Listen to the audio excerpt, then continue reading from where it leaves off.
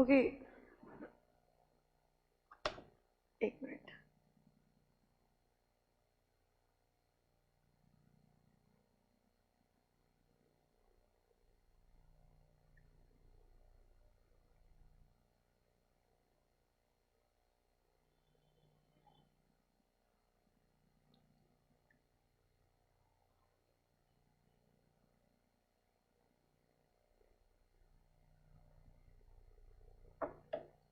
Okay, तो हम लोग स्टार्ट कर रहे हैं सीए फाउंडेशन में आज की क्लास में paper number 2।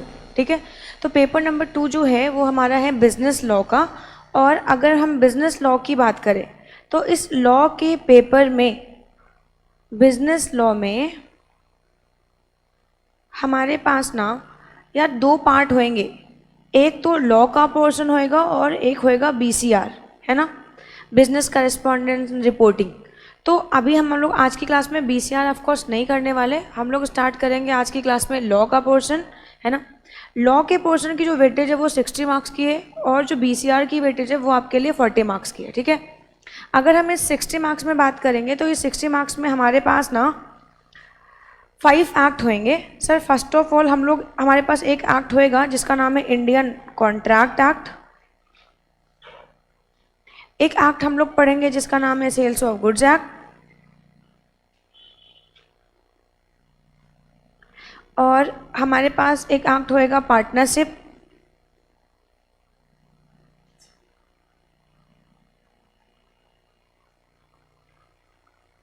Companies act and LLP act. तो इंडियन कॉन्ट्रैक्ट एक्ट 1872 ये हमारा एक एक्ट होएगा। सेल्स ऑफ गुड्स एक्ट 1930 ये हमारा सेकंड एक्ट होएगा। थर्ड एक्ट में हम लोग पढ़ेंगे पार्टनरशिप एक्ट 1932। अगले एक्ट में हम लोग पढ़ेंगे companies act 2013 and LLP act 2008। यानी कि अगर हम बात करें तो सीए फाउंडेशन के पेपर नंबर 2 में 100 मार्क्स ऑफकोर्स आपको स्कोर करने होंगे। 100 मार्क्स का पेपर है जिसमें आपको 40 मार्क्स चाहिए होंगे पास करने के लिए। और इस 100 मार्क्स में आपके पास 2 पार्ट होंगे, part A and part B. Part A आपका लॉ का होएगा जो कि आपको 60 मार्क्स का होएगा, और पार्ट बी जो आपका होएगा वो बीसीआर का होएगा, बिजनेस करेस्पॉन्डेंस एंड रिपोर्टिंग, जो कि 40 मार्क्स का होएगा। पार्ट हम लोग आज पार्ट बी की बात नहीं करेंगे, ऑफकोर्स पार्ट बी जब स्टार्ट करेंगे तब पार्ट बी की बात करेंगे। हम लोग अभी बात करेंगे पार्ट ए की।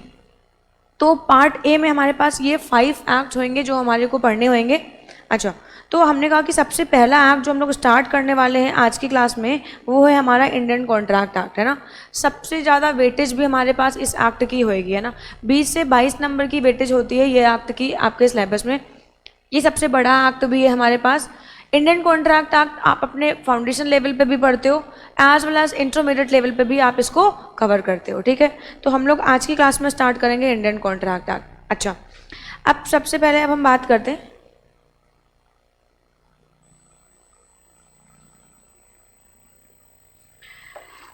सबसे पहले हम लोग बात करते हैं इंडियन कॉन्ट्रैक्ट एक्ट की। तो इंडियन कॉन्ट्रैक्ट एक्ट 1872 लिखा हुआ है, तो ऑफकोर्स आप सबको पता है कि हमारा जो इंडिया है वो आज़ाद हुआ था 1947 में, है ना। ये एक्ट जो है वो 1872 में पास हुआ। तो इसका मतलब ये एक्ट इंडिया का, कह लो कि प्योरली इंडिया का एक्ट नहीं है, इसको ब्रिटिश इंडिया में फॉर्मुलेट किया गया था, यानी कि इसको ब्रिटिशर्स ने हमारे वहाँ पे इम्प्लीमेंट करवाया था। अब क्योंकि इंडिपेंडेंस के बाद, अब क्योंकि ऐसा हुआ कि इंडिपेंडेंस के बाद, 1 मिनट यार, इंडिपेंडेंस के बाद ना हमारे पास ना इतना सारा टाइम नहीं था कि हम अपने लिए, इंडिया के लिए सभी के सभी एक्ट को लिखें। तो फिर हम लोगों ने क्या किया कि कट कॉपी पेस्ट कर लिया। तो हम लोग बहुत सारे ऐसे एक्ट पढ़ते हैं जो ब्रिटिशर्स ने लिखे हुए हैं और वही एक्ट हमने इंडिया पे इम्प्लीमेंट करवा दिया, यानी कि कट कॉपी पेस्ट कर लिया। ठीक है, ओके, तो बात करते हैं इंडियन कॉन्ट्रैक्ट एक्ट की।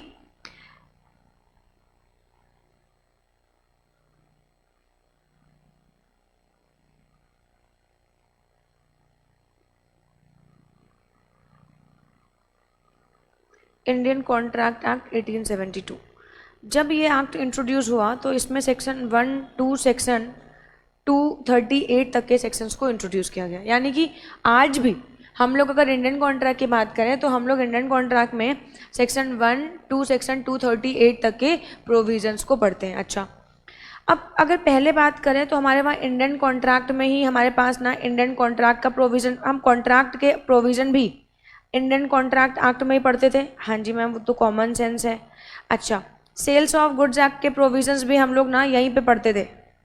मतलब सेल्स ऑफ गुड्स एक्ट अभी हम लोग 1930 एक अलग एक्ट पढ़ेंगे, बट पहले जब इंडियन कॉन्ट्रैक्ट हमारे वहाँ पे आया था तो सेल्स ऑफ गुड्स एक्ट अलग नहीं हुआ करता था, सेल्स के प्रोविज़न ना इंडियन कॉन्ट्रैक्ट में ही होते थे। अच्छा, और हम लोग पार्टनरशिप के प्रोविज़न भी कहाँ पढ़ते थे? ऑफकोर्स इंडियन कॉन्ट्रैक्ट में ही पढ़ते थे। पार्टनरशिप के भी प्रोविजंस इंडियन कॉन्ट्रैक्ट में पढ़ते थे। फिर क्या हुआ, फिर 1930 में हमने डिसाइड किया कि सेल्स ऑफ गुड्स एक्ट के प्रोविजंस को हम अलग बनाएंगे और पार्टनरशिप के प्रोविजंस को हम लोग अलग बनाएंगे। तो फिर फाइनली एक एक्ट में, पहले हम तीनों एक्ट की बात करते थे, अब हमने क्या कर दिए, सेल्स ऑफ गुड्स एक्ट के लिए अलग से एक्ट पास करवा दिया और पार्टनरशिप के लिए अलग से एक्ट पास करवा दिया। तो सोचने अगर मैं कहूँ तो ऐसा कुछ नहीं है कि हमें 3 एक्ट पढ़ने में एक ही एक्ट है ना, बट ऑफकोर्स अब वो 3 हो गए हैं, है ना, अलग अलग डेट पे उनके अपने खुद के एक्ट पास हो गए, तो अलग अलग एक्ट होंगे। अच्छा, खैर मुझे sales of goods act partnership की आज बात नहीं करनी है। तो इंडियन कॉन्ट्रैक्ट में सेक्शन 1 to 238 तक के सेक्शन है। अच्छा, अब जरा कुछ बातें और, अरे ये क्या हो रहा है, कुछ और बातें।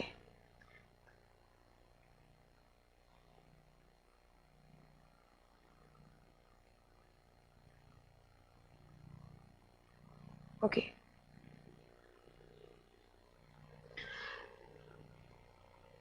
अब सुनो,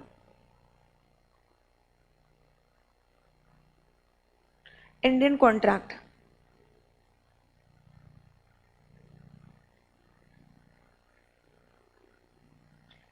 यार इंडियन कॉन्ट्रैक्ट को ना हमने 2 पार्ट्स में तोड़ा। एक हमारा होएगा बेसिक पार्ट और एक हमारा होएगा एडवांस पार्ट। बेसिक पार्ट में हम लोगों ने सेक्शन 1 to 75 तक के सेक्शंस को कवर किया और एडवांस पार्ट में हम लोगों ने सेक्शन 124 to 238 तक के सेक्शंस को कवर किया। अच्छा मैम, और इंडियन मैम फिर बीच के सेक्शंस कहाँ चले गए? तो बीच के जो सेक्शंस थे इनको कट कॉपी पेस्ट किया गया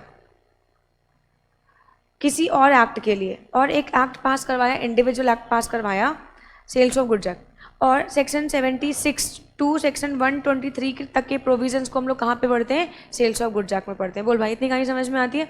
यानी कि इंडियन कॉन्ट्रैक्ट की अगर हम लोग बात करें तो इंडियन कॉन्ट्रैक्ट को हमने 2 पार्ट्स में तोड़ा, एक बेसिक पार्ट और एक एडवांस पार्ट, एक बेसिक पार्ट और एक एडवांस पार्ट, ठीक है। बेसिक पार्ट में सेक्शन 1 to 75 तक के सेक्शंस को हम लोग कवर करेंगे एंड एडवांस पार्ट में हम लोग सेक्शन 124 to 238 तक के प्रोविजंस को कवर करने वाले हैं ना। बीच के सेक्शंस कहाँ चले गए? तो बीच के सेक्शन को हमने तोड़ के एक नया एक्ट बना डाला जिसका नाम है सेल्स ऑफ गुड्स एक्ट, ठीक है। अच्छा, तो मैम हमें क्या पढ़ना है? ऑफकोर्स हमें आज की क्लास में सेल्स ऑफ गुड्स एक्ट नहीं पढ़ना है, यानी सेक्शन 76 to 123 तक के प्रोविजंस की कोई भी बात नहीं करनी है। मेरे को ये एडवांस पार्ट नहीं पढ़ना है, ये आप लोगों के सिलेबस में फाउंडेशन लेवल पे एप्लीकेबल नहीं है। ये एडवांस पार्ट 124 to 238 तक के जो सेक्शंस हैं ये आप लोग पढ़ने वाले हो अपने इंटरमीडिएट में। तो आप ऑफकोर्स हम इसकी भी बात यहाँ पे नहीं करने वाले, यानी कि आप जो नन्हे बच्चे हो ना, तो नन्हे बच्चों के लिए सिर्फ और सिर्फ बेसिक पार्ट ही पढ़ाया जाता है ना। तो आप लोगों के सिलेबस में सिर्फ और सिर्फ क्या है? बेसिक पार्ट है, यानी कि सेक्शन 1 to 75 तक के सेक्शंस को हम लोग कवर करने वाले। बोल भाई, इतनी कहानी समझ में आती है? अच्छा, तो अब स्टार्ट करते हैं यार। इंडियन कॉन्ट्रैक्ट एक्ट 1872 है ना। क्या पढ़ेंगे? हमारा दायरा पता चल गया, हमारा स्कोप पता चल गया आप लोगों को कि कितना पढ़ना है हमारे को। देखो, बहुत सारे एक्ट तो बहुत सारे हैं, है ना, बहुत सारे लॉ के तो वैरायटी, बहुत सारे वैरायटी होते हैं। अगर मैं सिर्फ लॉ का इंट्रोडक्शन देने बैठूँ ना तो मैं 4 घंटे सिर्फ आपको यही समझाऊंगी, टाइप्स ऑफ लॉ, ठीक है। तो ऑफकोर्स मैं आपके काम की बात सिर्फ करूँगी, मैं फालतू वाली बातें नहीं करूँगी। बीच बीच में क्लास में होती रहेंगी थोड़ी बहुत बातें, है ना। तो हम लोग अभी आज की क्लास में इंडियन कॉन्ट्रैक्ट एक्ट स्टार्ट कर रहे हैं। ये हमारा एक कॉमर्शियल लॉ है जो कॉमर्शियल ट्रांजैक्शन को फैसिलिटेट करता है। हम इसको मर्केंटाइल लॉ बोलते हैं। मर्केंटाइल लॉ का मतलब ऐसी लॉ की ऐसी ब्रांच जो हमारे कॉमर्शियल ट्रांजैक्शन को फैसिलिटेट करती है। ऑफकोर्स आप बनने वाले chartered accountant, cost management accountant, है ना। तो ऑफकोर्स ये जो है ना, आप कॉमर्शियल ट्रांजैक्शन ज़्यादा पढ़ोगे, कॉमर्स के बारे में ज़्यादा पढ़ोगे, तो हम आपको भी वैसे वही एक्ट पढ़ाएंगे जो कॉमर्शियल ट्रांजैक्शन को फैसिलिटेट करे, ठीक है। तो स्कोप हमारा क्या है? इंडियन कॉन्ट्रैक्ट एक्ट पढ़ना है, लेकिन इंडियन कॉन्ट्रैक्ट एक्ट तो बहुत बड़ा है, तो हमें क्या पढ़ना है? हमें ना छोटा पार्ट पढ़ना है ना। हमें 1 to 75 सिर्फ बेसिक पार्ट पढ़ना है। जो स्पेशल पार्ट है, एडवांस पार्ट है, वो हम लोग अभी हाथ में नहीं लगाएंगे, ठीक है। अच्छा, अब बात करते हैं, जब भी हम किसी एक्ट को पढ़ते हैं ना, तो उस एक्ट को पढ़ने से पहले हम लोग सबसे पहले उस एक्ट की एप्लीकेबिलिटी समझते हैं कि वो एक्ट कहाँ कहाँ पे एप्लीकेबल होता है। इतना बड़ा इंडिया है, तो क्या ये एक्ट पूरे इंडिया पे एप्लीकेबल होता है, या इंडिया के कुछ पार्ट पे एप्लीकेबल होता है, या आउटसाइड इंडिया भी एप्लीकेबल होता है? बहुत सारे ऐसे लॉज हैं जो इंडिया के किसी एक पार्ट पे एप्लीकेबल होते हैं, बहुत सारे ऐसे लॉज हैं जो पूरे इंडिया पे एप्लीकेबल होते हैं, बहुत सारे ऐसे लॉज हैं जो इंडिया में भी एप्लीकेबल होते हैं as well as outside India भी एप्लीकेबल होते हैं, है ना। तो जब भी आप किसी एक्ट को पढ़ें तो फर्स्ट ऑफ ऑल आप उसकी एप्लीकेबिलिटी जान लें। तो इंडियन कॉन्ट्रैक्ट एक्ट की एप्लीकेबिलिटी की अगर मैं बात करूं तो सेक्शन 1 कहता है कि इंडियन कॉन्ट्रैक्ट एक्ट एप्लीकेबल होता है होल ऑफ इंडिया पे। जैसिका उठ जाओ बेटा। इंडियन कॉन्ट्रैक्ट एक्ट एप्लीकेबल होता है होल ऑफ इंडिया पे। बोल भाई, इतनी कहीं समझ में आती है? ठीक है। पहले ऐसा था 2019 के पहले, ईयर 2019 के पहले इंडियन कॉन्ट्रैक्ट एक्ट एप्लीकेबल होता था whole of India except Jammu and Kashmir, क्योंकि जम्मू एंड कश्मीर पे कुछ स्पेशल हमारे पास कॉन्स्टिट्यूशन की एक आर्टिकल है, आर्टिकल 370, और आर्टिकल 370 एप्लीकेबल होती थी। तो बहुत सारे लॉज जम्मू एंड कश्मीर पे एप्लीकेबल नहीं होते थे, क्योंकि जम्मू एंड कश्मीर एक स्पेशल राज्य था, एक है ना स्पेशल कह लो कि स्टेट था, जिसके लिए स्पेशल लॉज बनाए गए थे। तो फिर बहुत सारे ऐसे लॉज हैं जो वहाँ पे एप्लीकेबल नहीं होते थे। ठीक है। नाउ 2019 ऑनवर्ड्स अब हमारे पास ना ये जो एक्ट है ये होल ऑफ इंडिया पे एप्लीकेबल होता है इंक्लूडिंग जम्मू एंड कश्मीर। इतनी कहीं समझ में आती है?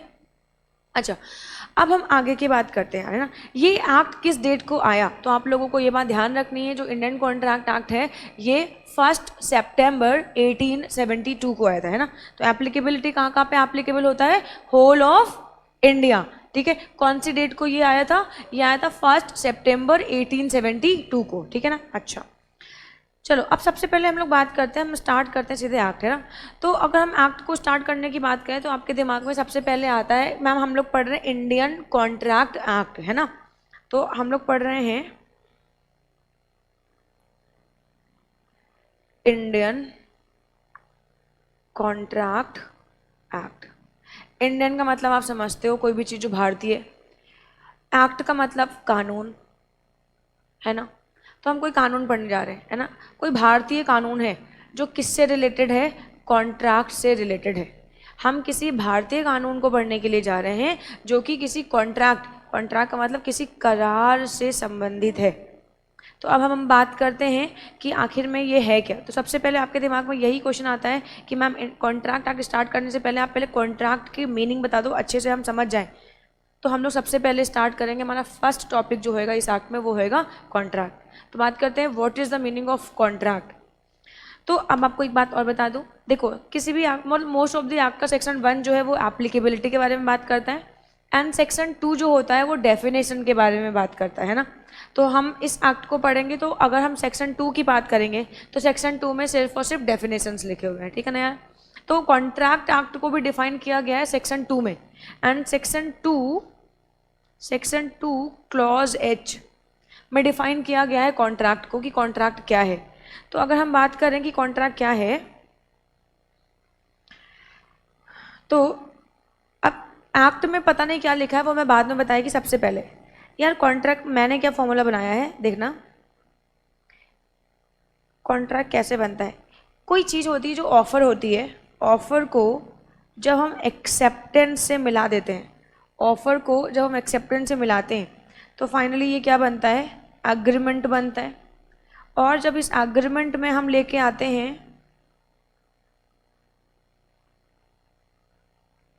इन्फोर्सिबिलिटी, तो फाइनली ये जाके बनता है कॉन्ट्रैक्ट। ओके।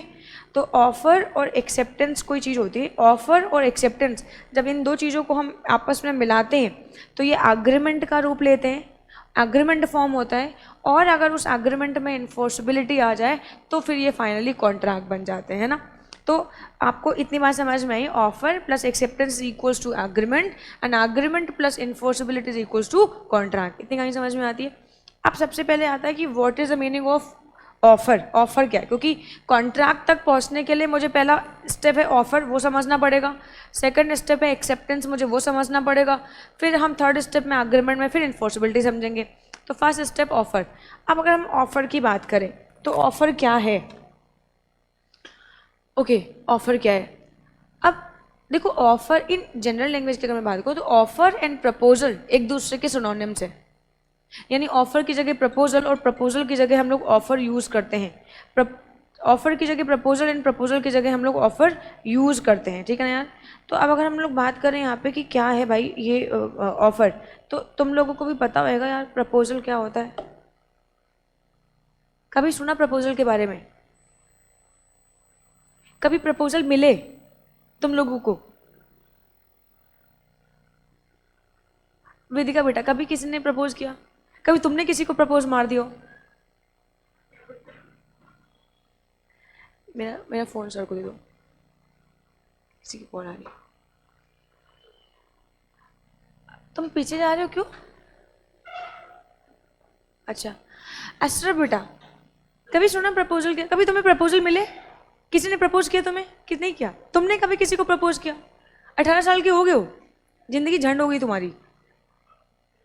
मतलब इसने आज तक कभी किसी को प्रपोज ही नहीं किया? किया है, लखनऊ में आके किया है, राहुल के कहने प्रपोज किया है।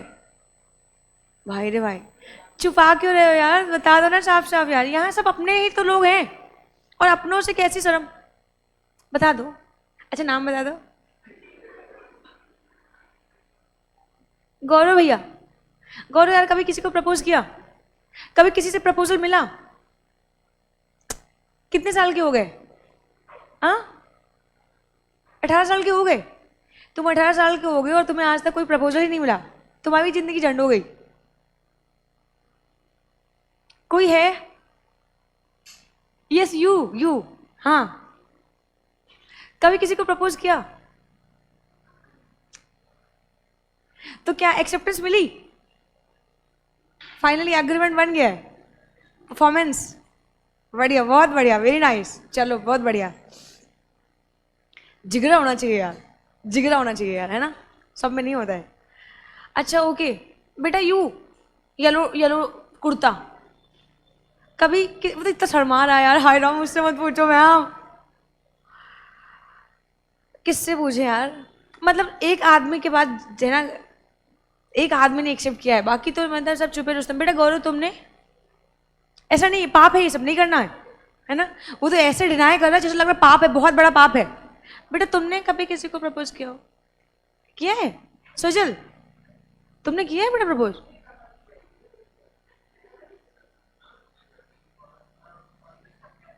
ऐसा क्या तुम्हें मिला? तो तुमने क्या किया? एक्सेप्ट कर लिया, रिजेक्ट कर लिया?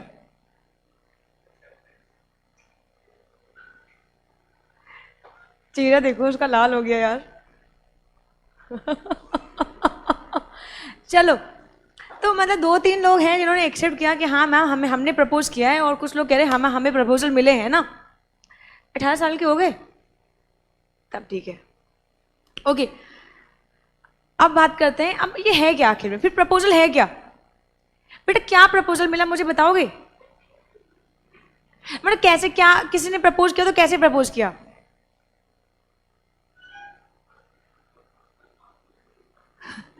नहीं मैं बस समझना चाहती हूँ, बच्चों को समझाना चाहती हूँ कि ऑफर क्या होता है, प्रपोजल क्या होता है। विल यू मैरी मी, ये नहीं कहा तो क्या कहा?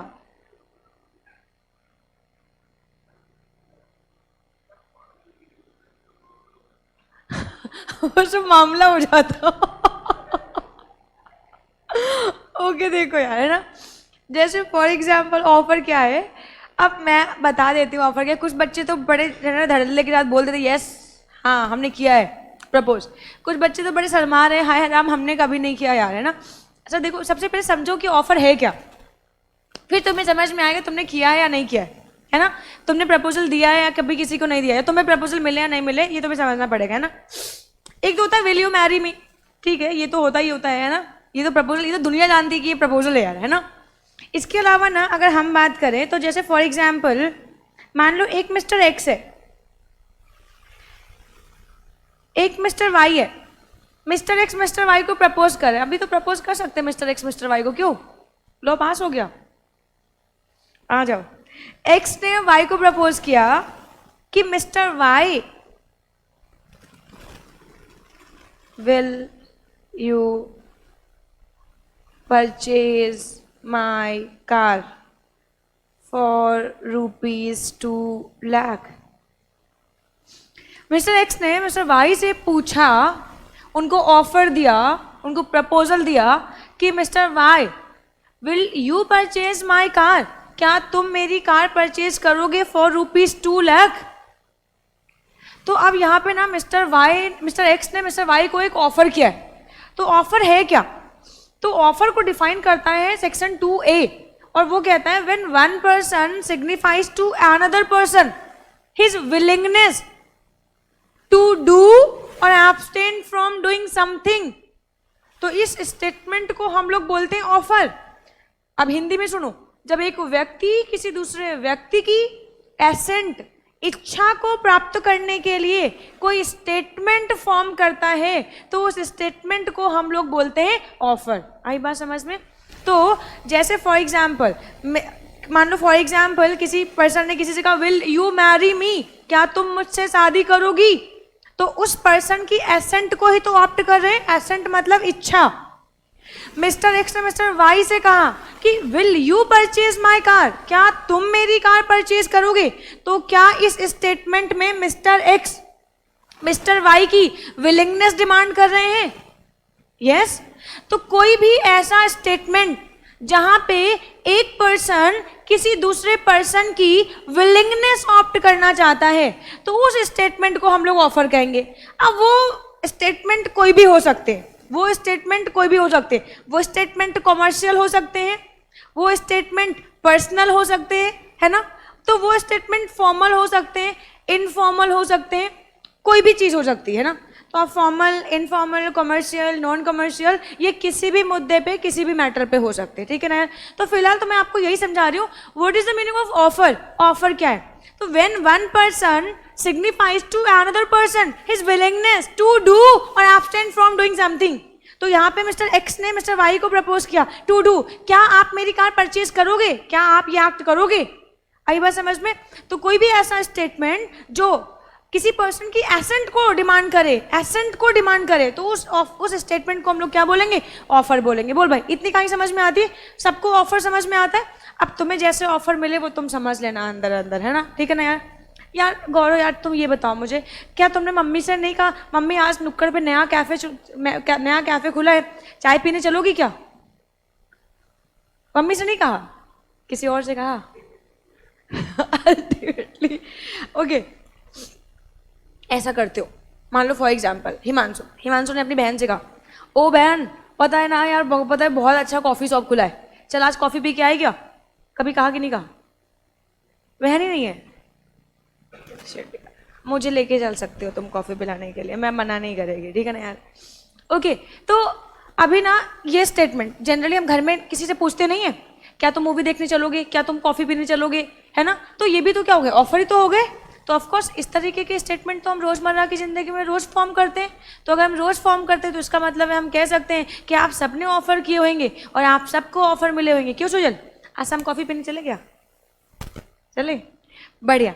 तो आज शाम को कॉफ़ी पीने चले, तो मैंने इनको ऑफर दिया कि क्या आज शाम कॉफ़ी पीने चले? सुजल सेड यस मैम चलते।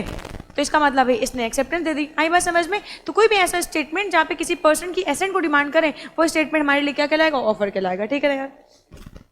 ओके, जो पर्सन ऑफर करता है उसको हम लोग प्यार से बोलते हैं ऑफरर। जो पर्सन ऑफर, जिस पर्सन को ऑफर मिलता है उसको बोलते हैं ऑफरी, ठीक है ना यार। तो इसका मतलब मिस्टर वाई क्या बन जाएंगे? ऑफरी बन जाएंगे। इतनी कहानी समझ में आई? तो ऑफर समझ में आया, ऑफरर समझ में आया, ऑफरी समझ में आई, ठीक है ना यार। अब एक्सेप्टेंस क्या है? जब इस ऑफर पे मिस्टर वाई अपनी एसेंट, अपनी इच्छा व्यक्त कर दें, तो इसको हम लोग क्या बोलेंगे? एक्सेप्टेंस बोलेंगे, है ना। तो फिर मिस्टर वाई ने कहा यस मैं परचेज करूंगा, I will by your car. तो इसका मतलब क्या है? मिस्टर वाई ने अपनी एसेंट दे दी ना, तो इसका मतलब है ये हो गई ऑफर प्लस एक्सेप्टेंस, और फाइनली क्या बन गई? एग्रीमेंट। आई बात समझ रहे? अब अगर इस एग्रीमेंट में इन्फोर्सिबिलिटी होएगी, तो फिर ये कॉन्ट्रैक्ट का रूप ले लेंगे, और अगर इन्फोर्सिबिलिटी नहीं होएगी तो कॉन्ट्रैक्ट का रूप नहीं लेंगे यार। Very simple. अब इन्फोर्सिबिलिटी क्या होती है, इसके लिए तो हमें वेट करना पड़ेगा, हमें सेक्शन 10 का वेट करना पड़ेगा। अभी तो मैं 1 पे भी नहीं पहुंची, 1 तो पढ़ा दिया खैर, है ना। अभी मुझे सेक्शन 10 पे पहुंचना है, क्योंकि इन्फोर्सिबिलिटी क्या होती है ये बात इंडियन कॉन्ट्रैक्ट एक्ट के सेक्शन 10 में मेंशन है, ठीक है ना यार। तो हमें सेक्शन 10 तक का वेट करना पड़ेगा। अच्छा वापस आते हैं, तो कॉन्ट्रैक्ट क्या है यार, कॉन्ट्रैक्ट क्या है? तो मैंने कहा offer plus acceptance equals to agreement, और एग्रीमेंट में इन्फोर्सिबिलिटी आएगी तो फाइनली ये बन जाएंगे कॉन्ट्रैक्ट। इतनी बात सबको समझ में आ रही है? किसी को कोई डाउट हो तो पूछ लो यार। अमित क्यों, क्या देख रहे हो तुम? तब से नीचे देखे जा रहे हो, बुक्स को देखे जा रहे हो, क्या हुआ? क्या सोच रहे हो? किसके बारे में सोच रहे हो? समझ में आई बात? मेरे से आई कांटेक्ट किया करो यार, है ना। आ जाओ। ओके मैम, तो यहाँ पे लिखा हुआ था ऑफर एक्सेप्टेंस, और यहाँ पे बीच में जब ये दोनों मिलते हैं तो एग्रीमेंट बन जाएंगे। अच्छा ठीक है, चलो अब आगे की बात करते हैं यार, बहुत बातें हो गई यहीं पे। ओके अब सुनो मैम, एक बात बताओ यार। हाँ, तो कॉन्ट्रैक्ट की डेफिनेशन लिखी क्या है सेक्शन 2H में? तो आ जाओ बता दूं। सेक्शन 2H में लिखा हुआ है कॉन्ट्रैक्ट की definition, an agreement which is enforceable by law is a contract। आई बात समझ में? तो सबको डेफिनेशन याद हो रही है? एन एग्रीमेंट, कॉन्ट्रैक्ट क्या है? An agreement which is enforceable by law is a contract. Ma'am एक बात बताओ। हाँ मैम, क्या एग्रीमेंट इन्फोर्सेबल होंगे तभी कॉन्ट्रैक्ट तक पहुंचेंगे? हाँ जी बेटा। तो क्या मैम, क्या सभी के सभी एग्रीमेंट इन्फोर्सेबल नहीं होते? क्या सभी के सभी एग्रीमेंट इन्फोर्सेबल नहीं होते? तो मुझे इसके लिए आपको एग्रीमेंट के टाइप सिखाने पड़ेंगे यार, है ना। तो आ जाओ यार, क्योंकि देखो अभी तक तो हमें कॉन्ट्रैक्ट ही सीखना है, कॉन्ट्रैक्ट क्या है, तो इसके लिए मैं आपको सिखाऊंगी एग्रीमेंट की बातें। चलो आ जाओ, देखो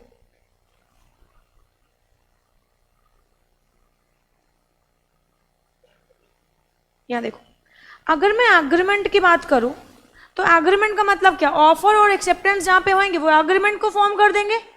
तो अब देखो यहाँ पे ध्यान से, अगर मैं एग्रीमेंट की बात करूं तो हमारे पास ना कुछ होते हैं डोमेस्टिक एग्रीमेंट, हमारे पास कुछ होते हैं सोशल एग्रीमेंट, कुछ होते हैं हमारे पास इलीगल एग्रीमेंट, और कुछ होते हैं हमारे पास लीगल एग्रीमेंट। अब यार यहाँ पे देखो इतने तरह के एग्रीमेंट होते हैं। अब डोमेस्टिक, सोशल और इलीगल एग्रीमेंट जो होते हैं वो होते हैं वॉइड, एब इनिशियो। मैम ये सब तो हमने पहली बार सुना है, आज तक तो हमने कभी ये सब सुना ही नहीं।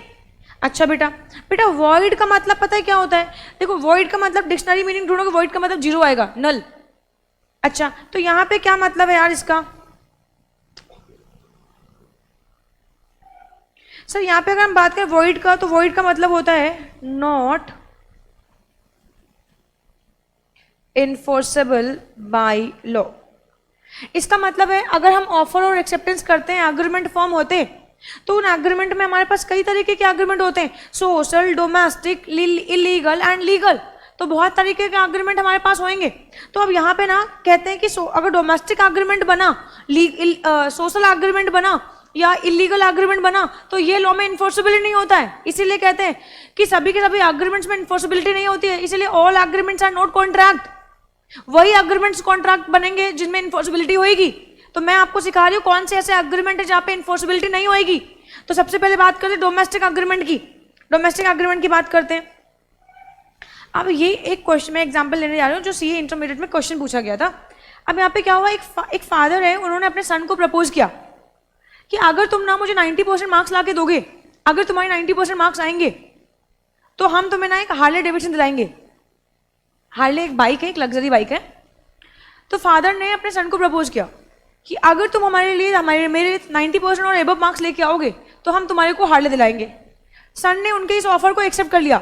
ओके पापा, फिर डन रहा ना, ठीक है, अगर 90% मार्क्स आएंगे तो हार्ले मिलेगी ना। उस दिन के बाद से ना बच्चे ने अपने कमरे के दरवाजे बंद कर लिए और खूब मन लगा के पढ़ाई कर रहा है, खूब मन लगा के पढ़ाई कर रहा है। और फिर फाइनली आज रिजल्ट आ गया उस बच्चे का। जानना चाहोगे कितने मार्क्स है उसके? जानना चाहोगे? बताती हूँ, 99.9999% मार्क्स है उसके। कहीं पे एक नंबर कट गया था, इतने सारे मार्क्स है उसके। अब उस बच्चे ने पापा को मार्कशीट दिखाई और कहा पापा ये लो, जो तुमने कहा था ना उससे ज्यादा लेके आ गया हूं। ऐसे मत बात करा बेटा, ऐसे नहीं बात करना बेटा, उड़ा देंगे यार, है ना। लो पापा मार्कशीट ले आया मैं। अब मैंने अपना प्रॉमिस पूरा किया, अब तुम अपना प्रॉमिस पूरा करो। पापा ने उसको जोर का चाटा लगाया, बोला सीए फाउंडेशन में एडमिशन करवा दिया है, चलो फाउंडेशन निकाल के दिखाओ। ये गलत हुआ या सही हुआ? गलत हुआ। वो बेटा नालायक था, उसने अगले ही दिन पापा के अगेंस्ट केस फाइल कर दिया और पापा को लेके ना कोर्ट कचहरी पहुंच गया कि जज साहब इंसाफ करो, ये पापा ने मेरे को ना अपना प्रॉमिस पूरा नहीं किया, मैंने अपना प्रॉमिस पूरा कर दिया, इंसाफ करो। एक बात बताओ, क्या जज साहब इस एग्रीमेंट को एक्सेप्ट करेंगे? ऑफ कोर्स नहीं करेंगे। क्यों नहीं करेंगे? डोमेस्टिक नेचर का था। पर डोमेस्टिक नेचर का तो क्या हुआ? ऑफर और एक्सेप्टेंस तो है ना, एग्रीमेंट तो बना ना। सुनो सर, वही एग्रीमेंट एनफोर्सेबल होंगे जहां पे दो पार्टीज के बीच में लीगल रिलेशन को बनाने की इंटेंशन होगी। यहाँ पे फादर और सन के बीच में लीगल रिलेशन को बनाने की इंटेंशन नहीं है, और जहां पे लीगल रिलेशन को बनाने की इंटेंशन नहीं होगी वहां पे वो एग्रीमेंट लॉ में इन्फोर्सेबल नहीं होंगे। यहाँ पे पापा की इंटेंशन थी, जो ऑफर दिया था बेटे को, वो उनको मोटिवेट करने की थी। यहाँ पे पापा की इंटेंशन अपने सन से लीगल रिलेशन को क्रिएट करने की नहीं थी।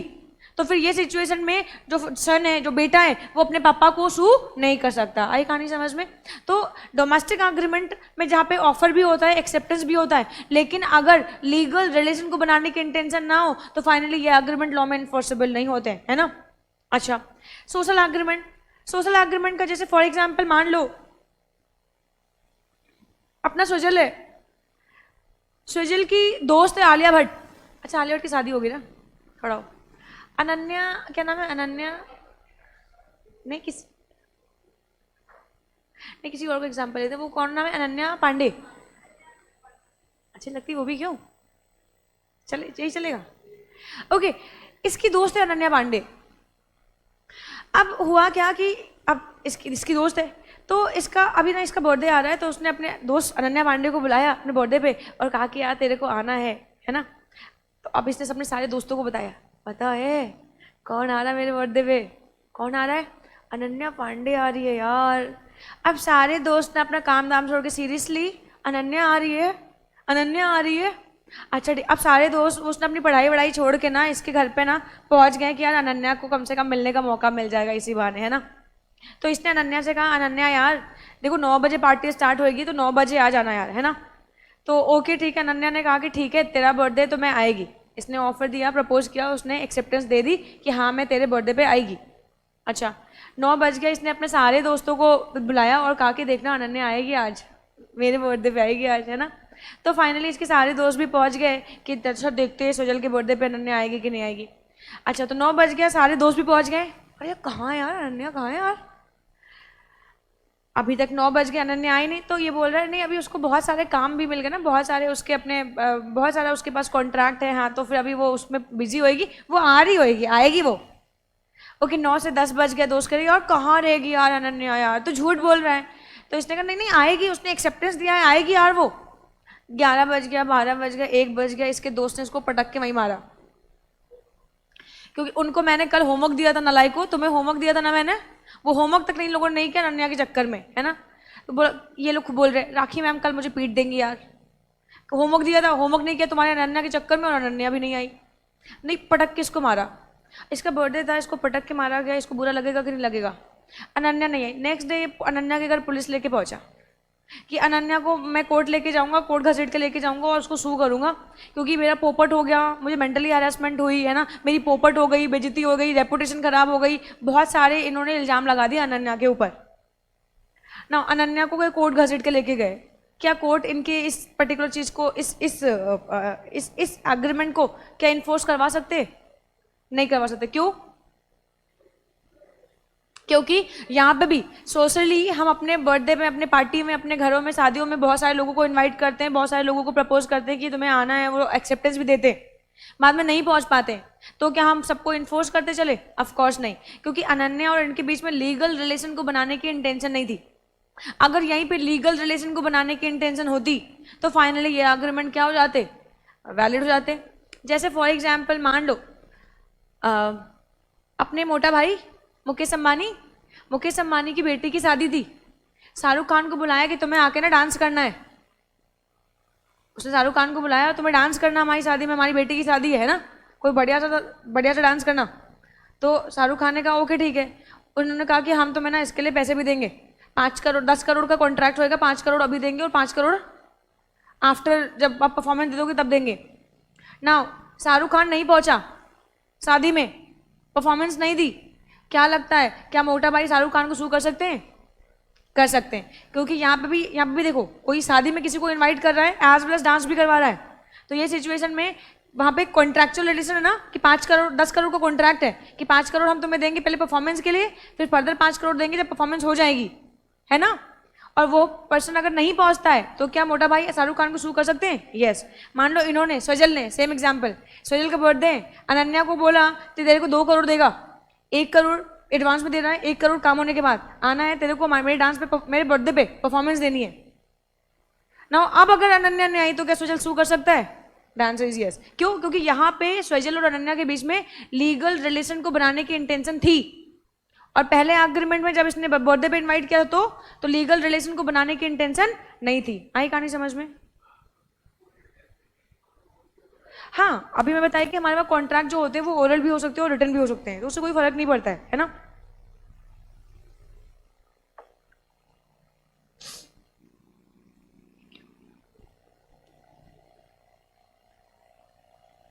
ओके, इतनी कहानी समझ में आई? तो इसका मतलब है जब हम एग्रीमेंट की बात करेंगे तो हमारे पास कई तरह के एग्रीमेंट हो सकते हैं। कुछ एग्रीमेंट होंगे जो सोशल हो सकते हैं, कुछ एग्रीमेंट होंगे जो डोमेस्टिक हो सकते हैं, कुछ एग्रीमेंट होंगे जो सोशल हो सकते हैं, कुछ एग्रीमेंट होंगे जो डोमेस्टिक हो सकते हैं, कुछ इलीगल होते हैं और कुछ लीगल होते हैं।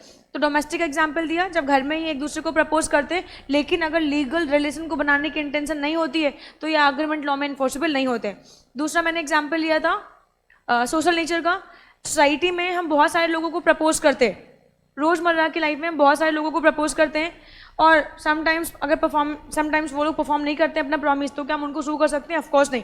वेरी सिंपल, जहाँ पे लीगल रिलेशन को बनाने की इंटेंशन नहीं होती है वहाँ पे हम पार्टीज को सू नहीं कर सकते। ऐसे एक एग्रीमेंट हुआ था हमारा, एक केस स्टडी है जहाँ पे क्या होता है, एक पर्सन था जिसका नाम था बेलफेयर। तो ये बेलफेयर वर्सेस बेलफेयर का केस था। तो अभी यहाँ पे क्या हुआ, एक पर्सन बेलफेयर था, तो उसकी शादी हो गई, और शादी होने के बाद ना उसको जॉब पे जाना था, एक कंट्री को छोड़ के दूसरे कंट्री में वो जॉब करने के लिए गया।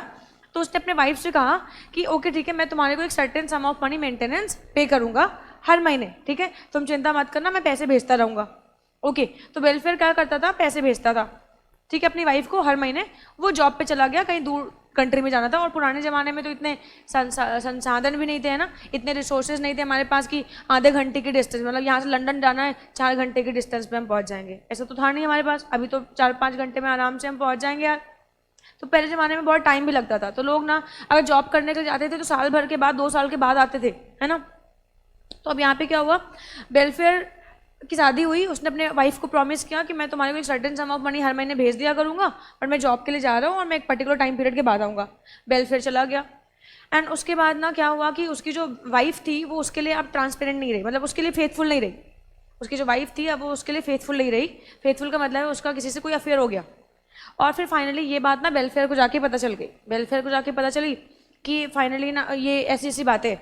तो वेलफेयर ने अपनी पत्नी को ना, अपनी वाइफ को वो मेंटेनेंस देने से मना कर दिया ना। वेलफेयर की वाइफ ने वेलफेयर को सू किया। तो वेलफेयर को सू किया, तो एक बात बताओ मुझे, क्या वेलफेयर की वाइफ वेलफेयर को सू कर सकती है? नहीं कर सकती। क्यों नहीं कर सकती है?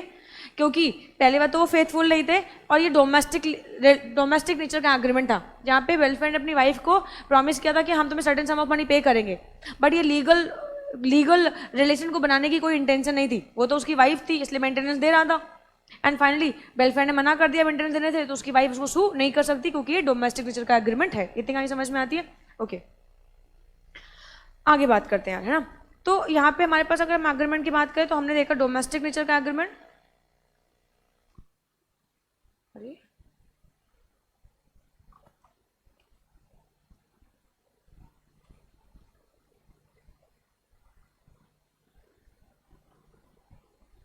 1 मिनट।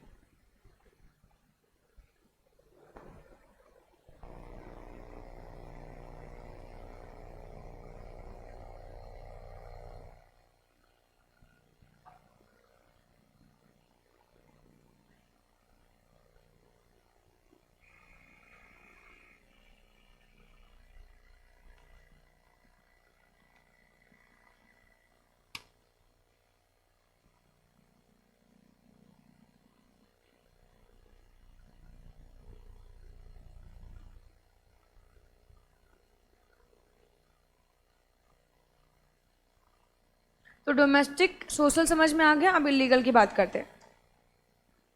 इलीगल फॉर एग्जाम्पल मान लो हिमांशु, हिमांशु यार पहले बोला हाँ ठीक है ना यार, हिमांशु क्या तुम मेरे लिए अशरफ का मर्डर कर दोगे? यस मैम, मैं तेरे को इसके लिए 5 लाख रुपए देगी, ठीक है ना यार? ओके ठीक है, मैंने इसको 1 लाख रुपीज एडवांस में दे दिया, 4 लाख काम होने के बाद ये लेके आया अशरफ का सर। मैम तुम्हारा काम हो गया। मैंने कहा हे भगवान ये क्या है, तुमने पाप कर दिया, मर्डर कर दिया किसी का। बोला मैम ये तो तुमने जो कहा था वो तो कर दिया, लाओ आप पैसे दो, नौटंकी बंद करो। मैंने 1 घंटा आप घसीट के मारा उसको, कुछ पैसे वैसे नहीं मिलेंगे, निकलो यहाँ से। ये रोता रोता हजरतगंज पुलिस चौकी पहुँचता है कि मेरा 4 लाख रुपए बाकी है और मैडम दे नहीं रही हैं। क्या बेटा ये मुझे उस 4 लाख रुपीज़ के लिए इन्फोर्स करवा सकता है? ऑफकोर्स नहीं करवा सकता है। क्यों नहीं करवा सकता है? क्योंकि ये जो एग्रीमेंट है वो क्या है, इलीगल है ना। तो बेटा तुम इलीगल के चक्कर में तुम जाओगे, धरे भी जाओगे, समझ रहे हो, और ये इन्फोर्स भी नहीं करवा पाओगे। अच्छा क्या हमें भी कुछ होएगा क्या? ऑफकोर्स मैंने ये एग्रीमेंट किया था तो मैं भी इसमें जाऊंगी, आई बात समझ में? तो इससे आपको समझ में आ रहा है इलीगल एग्रीमेंट जो होते हैं वो लॉ में इन्फोर्सेबल नहीं होते। जो इलीगल एग्रीमेंट होते हैं वो लॉ में इन्फोर्सेबल नहीं होते। मेरा फ़ोन भी नहीं है। और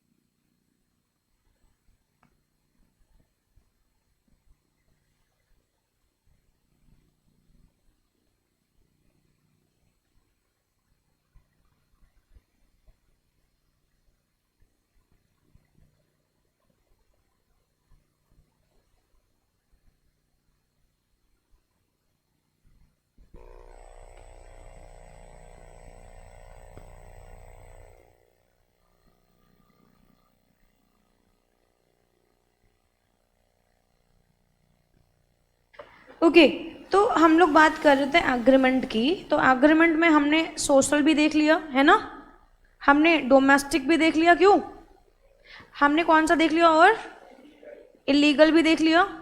और लीगल का मतलब, लीगल मतलब जैसे फॉर एग्जांपल मैंने आपको ऑफर दिया कि क्या बच्चों आप लोग मुझसे लॉ पढ़ना चाहते हो, मैंने ऑफर दिया, आपने एक्सेप्ट किया, यस मैम हम आपसे पढ़ेंगे, है ना। तो फाइनली यहाँ पे एक ऑफर एक एक्सेप्टेंस। एक बात बताओ, मैं कुछ गलत कर रही हूँ तुम्हें शिक्षित करके, तुम्हें पढ़ा के? नहीं। क्या तुम पढ़ के कुछ गलत कर रहे हो? नहीं। तुम मेजर हम मेजर, फाइनली ये एग्रीमेंट हो गया। आई बात समझ में? तो ये केस में क्या हो जाएगा, ये लीगल एग्रीमेंट बनेगा, ठीक है, और इसको लॉ में इन्फोर्स करवाया जा सकता है। तो यहाँ पे हमारे पास एग्रीमेंट होंगे 4 तरीके के। जिसमें ये वाले आर्गुमेंट क्या होंगे बेटा, वॉइड एब इनिशियो, है ना। तो वॉइड का मतलब होता है not enforceable by law, and एब इनिशियो का मतलब होता है from the very beginning. Initio मतलब इनिशियल, एंड एब मतलब फ्रॉम द, है ना। तो फ्रॉम द वेरी बिगनिंग कोई भी ऐसे आर्गुमेंट जो इनफोर्सेबल नहीं होंगे तो उनको हम लोग बोलते हैं वो क्या होंगे, वॉइड एब इनिशियो होंगे। इतनी कहानी समझ में आती है आप लोगों को? अच्छा, आप सुनिए, इसीलिए एक बात लिखते हैं, कहते हैं कि ऑल, अब जल्दी से तुम बताओ ये सही है या गलत है जो मैं लिखने जा रही हूं। मैं जिससे पूछेगी वही बताएगा मैं सही लिख रही हूं या गलत लिख रही हूं।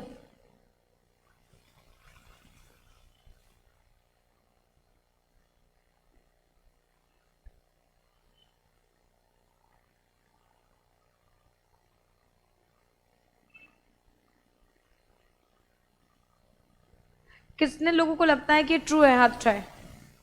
1 2 3 4 5 6 7, बहुत बढ़िया। इतने लोगों को लगता है कि ये सही है। ये है वो नालायक बच्चे जिनको लगता है कि ये सही है। नालायक पाजियो पापियो, लिखा है ऑल एग्रीमेंट्स आर कॉन्ट्रैक्ट। क्या ऑल एग्रीमेंट्स आर कॉन्ट्रैक्ट? क्या सभी एग्रीमेंट कॉन्ट्रैक्ट होते हैं? क्या सभी एग्रीमेंट कॉन्ट्रैक्ट होते हैं? क्या ये वाले एग्रीमेंट कभी कॉन्ट्रैक्ट तक पहुंचेंगे? तो क्यों बोल रहे हो all agreements are not contract, है ना। सबने बोला, सब पापी है। तो social, domestic and illegal agreement बेटा ये तो कभी कॉन्ट्रैक्ट तक पहुंचेंगे ही नहीं ना, इसीलिए कहते हैं all agreements are not contract. अच्छा, अब बताओ ये सही लिख रही हूं या गलत लिख रही हूं? देख लेना इसमें भी कहीं गलती ना हो।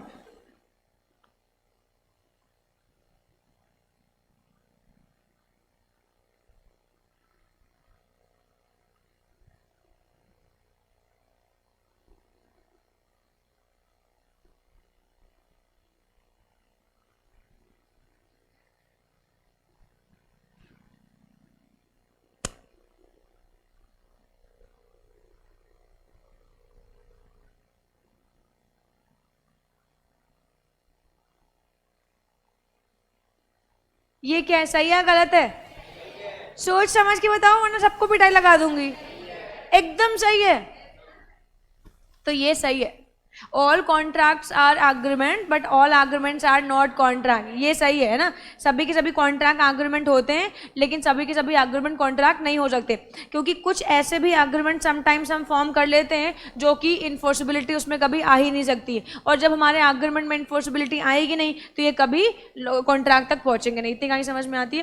तो सर हम लोग बात कर रहे थे कि what is the meaning of contract. तो कॉन्ट्रैक्ट का मतलब आपको पता चल गया। कौन डेफिनेशन बताएगा कॉन्ट्रैक्ट की? 1 2 3 4 5 6 8 10 12, बस इतने बच्चे बताएंगे?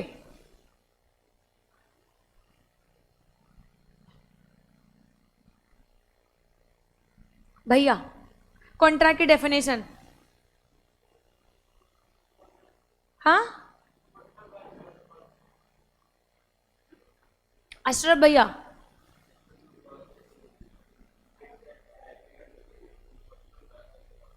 An agreement which is enforceable by law is a contract। बहुत बढ़िया, तो कॉन्ट्रैक्ट समझ में आ गया। एग्रीमेंट समझ में आया क्या? एग्रीमेंट क्या होता है? ऑफर प्लस एक्सेप्टेंस, जब ये आपस में मिलता है तो क्या बनाता है? एग्रीमेंट बनाता है। इतनी कहानी समझ में आती है? अच्छा, अब देखो ऑफर को, सॉरी, कॉन्ट्रैक्ट को डिफाइन किया सेक्शन 2 क्लॉज H में, और एग्रीमेंट को डिफाइन किया सेक्शन 2 क्लॉज E में। अब क्या है एग्रीमेंट? तो मैं एग्रीमेंट की डेफिनेशन भी आप लोगों को बता देती हूँ। तो एग्रीमेंट की डेफिनेशन है प्रॉमिस और set of promise forming consideration for each other is called an agreement. 1 minute.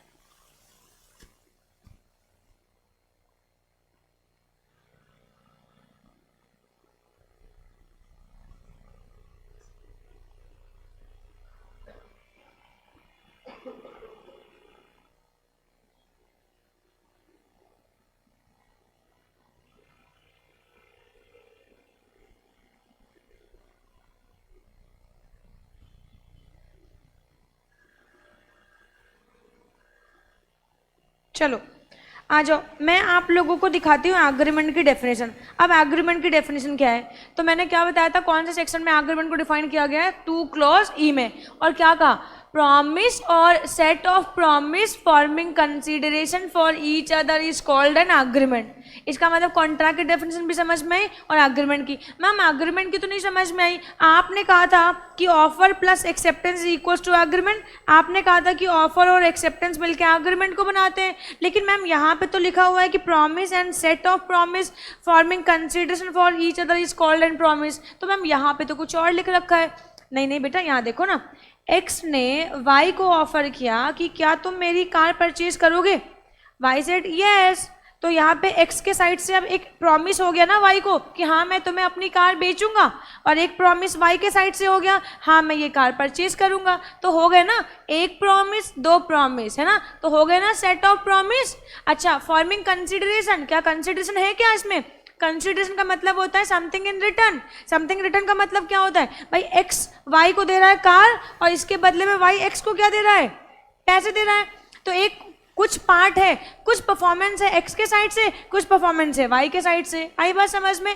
तो एक प्रॉमिस एक्स का, एक प्रॉमिस वाई का, कुछ कंसीडरेशन एक्स के साइड से, कुछ कंसीडरेशन वाई के साइड से। तो फाइनली ये बन जाते हैं प्रॉमिस और set of promise forming consideration for each other is called an agreement. इतनी कहानी समझ में आ रही है?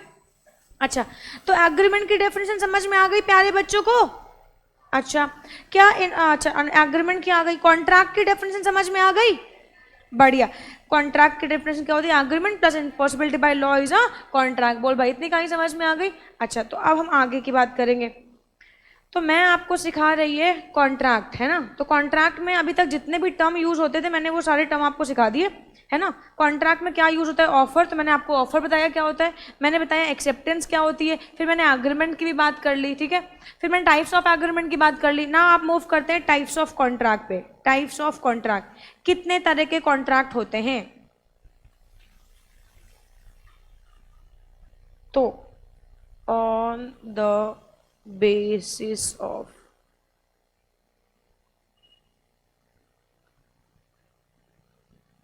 enforceability, on the basis of performance and on the basis of formation। तो बेसिकली हमारे पास कॉन्ट्रैक्ट को थ्री टाइप्स में, थ्री पार्ट्स में कैटेगराइज किया गया है ना। तो हम लोग बात कर, अभी सिर्फ कॉन्ट्रैक्ट की चीरफाड़ कर रहे हैं, है ना। अभी हम आपके बुक पे नहीं आ रहे, प्योरली आपकी बुक पे नहीं आ रहे हैं ना, अभी सिर्फ चीरफाड़ कर रहे हैं, आपको कुछ चीज़ों का मतलब बता रहे हैं। तो अगर हम लोग यहाँ पे बात करें तो हमने एग्रीमेंट में बताया कि हम लोग डोमेस्टिक एग्रीमेंट भी सीखेंगे, सोशल भी सीखेंगे, इलीगल भी सीखेंगे, लीगल भी सीखेंगे। फिर हम लोग कॉन्ट्रैक्ट पे आए तो हमने कहा टाइप्स ऑफ कॉन्ट्रैक्ट, कितने टाइप्स के कॉन्ट्रैक्ट होते हैं। तो फर्स्ट ऑफ ऑल कॉन्ट्रैक्ट को थ्री पार्ट्स में कैटेगराइज किया गया। फर्स्ट पार्ट में कहा कि on the basis of enforceability कुछ कॉन्ट्रैक्ट होते हैं, कुछ परफॉर्मेंस के बेसिस पे कॉन्ट्रैक्ट होते हैं और कुछ फॉर्मेशन के बेसिस पे होते हैं ना। सबसे पहले कौन सा सिखा दूं तुम लोगों को? फॉर्मेशन के बेसिस पे। देखो हमारे पास ना फॉर्मेशन के बेसिस पे जो कॉन्ट्रैक्ट होते हैं वो कॉन्ट्रैक्ट हमारे एक्सप्रेस भी हो सकते हैं, वो कॉन्ट्रैक्ट हमारे इम्प्लाइड भी हो सकते हैं,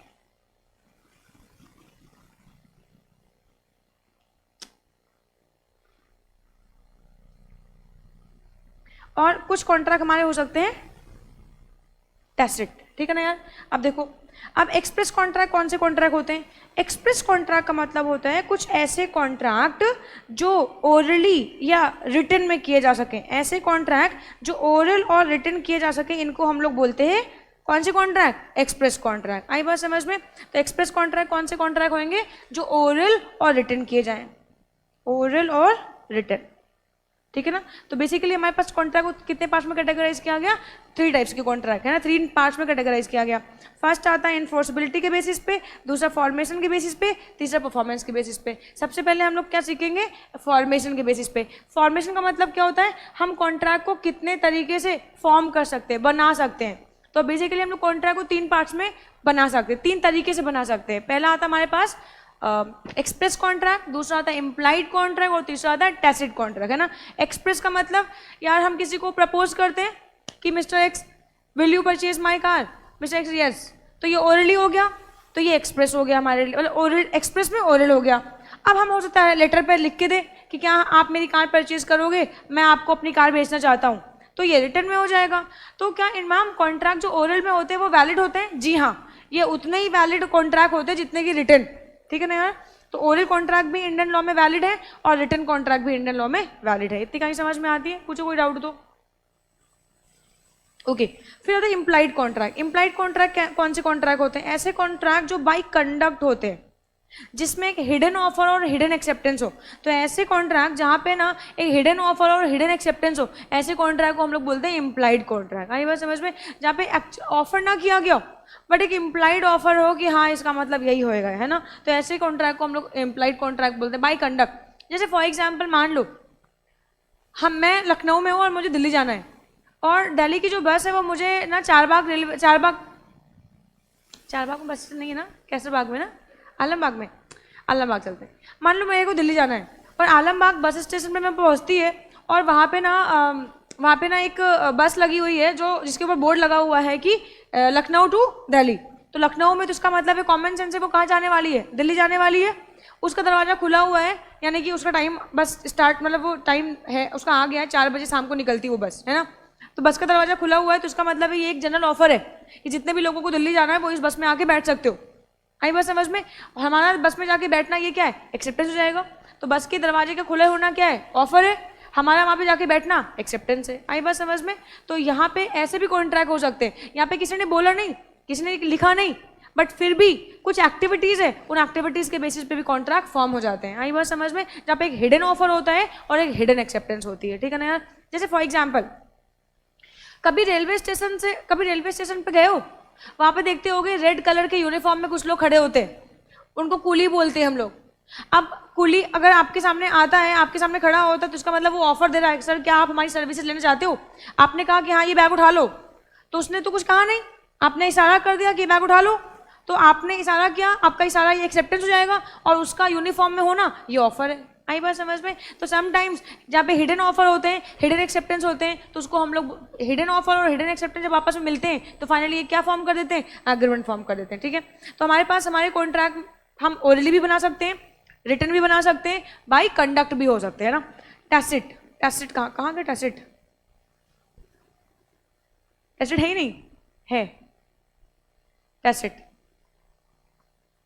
ये सबसे बाद में पढ़ाऊंगी, टैसिट कॉन्ट्रैक्ट, ये कौन से कॉन्ट्रैक्ट होते हैं? टैसिट का मतलब समटाइम्स ना हम कोई एक्ट करते हैं, समटाइम्स हम कोई एक्ट करें किसी पर्सन के साथ नहीं, है ना, हम कोई भी एक्ट करते हैं किसी मशीन के थ्रू और उसके लिए कोई पर्सन लाइबल हो जाए, तो इसका मतलब है ये टैसिट कॉन्ट्रैक्ट है ना। जैसे फॉर एग्जाम्पल मैंने एटीएम मशीन से अपने अकाउंट में फंड्स डाले, तो एटीएम मशीन ने तो एक्सेप्ट कर लिए। मतलब एटीएम मशीन 2 तरीके का आती है ना, एक विड्रॉल करने के लिए, एक डिपॉजिट करने के लिए। तो मैं वहां पे जाके ना मैंने डिपॉजिट मशीन में अपने कैश को डिपॉजिट किया, मशीन ने मेरे कैश को एक्सेप्ट कर लिया, लेकिन मशीन ने वो लेकिन वो पैसा तो मशीन में चला गया, लेकिन वो अमाउंट मेरे अकाउंट में नहीं आया। क्या मैं बैंक को लाइबल करवा सकती है?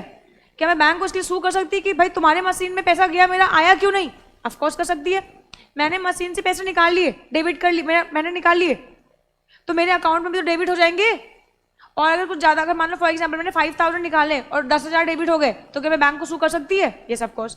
यानी कि मैं किसी पर्सन के साथ कोई एक्ट नहीं कर रही है, मैं एक एक्ट तो मशीन के साथ कर रही है, बट उसका लाइबल कौन हो रहा है? बैंक हो रहा है, कोई पर्सन लाइबल हो रहा है। आई कहानी समझ में? तो इसका मतलब क्या है? ये टैसिट कॉन्ट्रैक्ट होते हैं, ठीक है ना यार।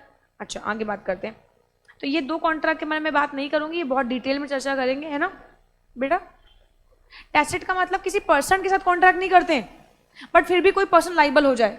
जैसे एटीएम मशीन से पैसों का विड्रॉ करना, हमने एटीएम मशीन से पैसा विड्रॉ किया, तो ऑफ कोर्स अब मैंने अपने पैसे निकाले, मैंने बैंक को ये सहमति दी है और बैंक ने मुझे वो पैसे वहां से दे दिए, तो बैंक अपने अकाउंट में डेबिट भी कर लेगा। आई बात समझ में? तो यहाँ पे अगर कुछ भी इस ट्रांजेक्शन के दौरान कुछ भी गड़बड़ हो सकती है, तो बैंक मुझे सू कर सकता है, मैं बैंक को सू कर सकती है। आई बात समझ में? ओके तो on the basis of formation हमारे पास 3 तरीके के कॉन्ट्रैक्ट होंगे। पहला होएगा हमारे पास एक्सप्रेस कॉन्ट्रैक्ट, दूसरा होएगा इम्प्लाइड कॉन्ट्रैक्ट और तीसरा होएगा टैसिट। हमारी बुक में तो और भी लिख रखे, बाद में चर्चा करेंगे यार, है ना, अभी नहीं।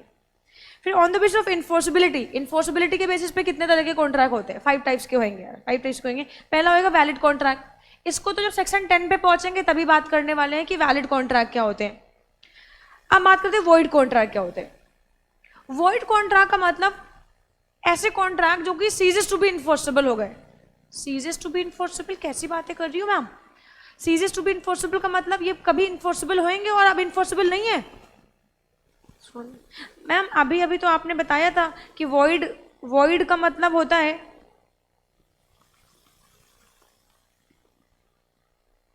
Not enforceable. वॉइड का मतलब होता है नॉट इन्फोर्सेबल। अच्छा, वॉइड का मतलब नॉट इन्फोर्सेबल, और वॉइड कॉन्ट्रैक्ट का मतलब ऐसे कॉन्ट्रैक्ट जो लॉ में इन्फोर्सेबल नहीं है। तो इसका मतलब, अब सुनो मेरी बात ध्यान से। अच्छा एक बात बताओ, किसी भी चीज को कॉन्ट्रैक्ट तक पहुंचने के लिए कितने स्टेप से गुजरना पड़ेगा? किसी भी चीज को कॉन्ट्रैक्ट तक पहुंचने के लिए कितने स्टेप से गुजरना पड़ेगा? मैम पहले ऑफर होना चाहिए, स्टेप 1, दूसरा एक्सेप्टेंस होना चाहिए, तीसरा क्या होएगा? एग्रीमेंट बनेगा। एग्रीमेंट के बाद क्या होएगा? इसमें इन्फोर्सबिलिटी का आना जरूरी है, और फिर क्या बनेगा? ये कॉन्ट्रैक्ट बनेगा। यानी कि स्टेप 1, स्टेप 2, स्टेप 3, स्टेप 4 और फिर जाके स्टेप 5 होएगा। तो वॉइड कॉन्ट्रैक्ट, मैंने कहा वॉइड कॉन्ट्रैक्ट क्या होता है, तो सबसे पहले समझो वॉइड कॉन्ट्रैक्ट होते क्या है। कोई ऐसी चीज जो पहले कभी कॉन्ट्रैक्ट तक पहुंची होगी, कोई ऐसा एग्रीमेंट जो कभी इन्फोर्सिबिलिटी तक पहुंचा होएगा और वो कॉन्ट्रैक्ट तक पहुंच गया होएगा, लेकिन बाद में कुछ ऐसे इवेंट हुए होंगे और उन इवेंट के बेसिस पे ये एग्रीमेंट, ये कॉन्ट्रैक्ट अब इन्फोर्सिबल नहीं रहा होएगा। फिर से सुनो ध्यान से, कोई ऐसा एग्रीमेंट जो पहले इन्फोर्सिबल रहा होएगा और वो कॉन्ट्रैक्ट तक पहुंचा होएगा, लेकिन अब कुछ ऐसे इवेंट हो गए जिसके बेसिस पे अब ये इन्फोर्सिबल नहीं है, इसीलिए तो लिखा है कि वॉइड कॉन्ट्रैक्ट। अदरवाइज मैं लिखती इसको वॉइड एग्रीमेंट। तो वॉइड कॉन्ट्रैक्ट मतलब कोई चीज कॉन्ट्रैक्ट तक पहुंची होगी और फिर बाद में वो इन्फोर्सिबल नहीं रह गई होगी, है ना। इसीलिए मैंने आपसे कहा कि कोई भी ऐसे एग्रीमेंट जो कि सीजेस टू बी इन्फोर्सिबल हो, सीजेस टू बी इन्फोर्सिबल मतलब अब वो सीज हो गए, है ना। अब ऐसा क्या होता है यार, देखो जो ध्यान से,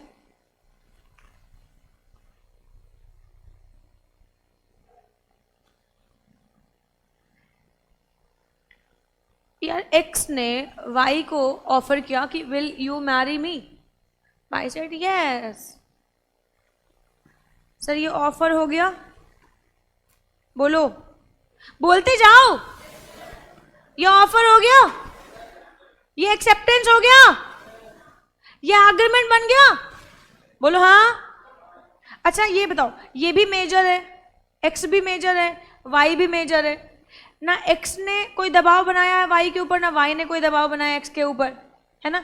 दोनों की कंसेंट फ्री है, दोनों की कंसेंट है, दोनों मेजर है, घर की सहमति से सब कुछ हो रहा है, यानी कि एग्रीमेंट बन गया और ये कॉन्ट्रैक्ट भी बन गया ना भाई। इसमें इन्फोर्सिबिलिटी भी तो है भाई, हमारे पास मैरिज एक्ट पास है, मैरिज एक्ट के अंतर्गत दो लोग शादी कर सकते हैं, है ना।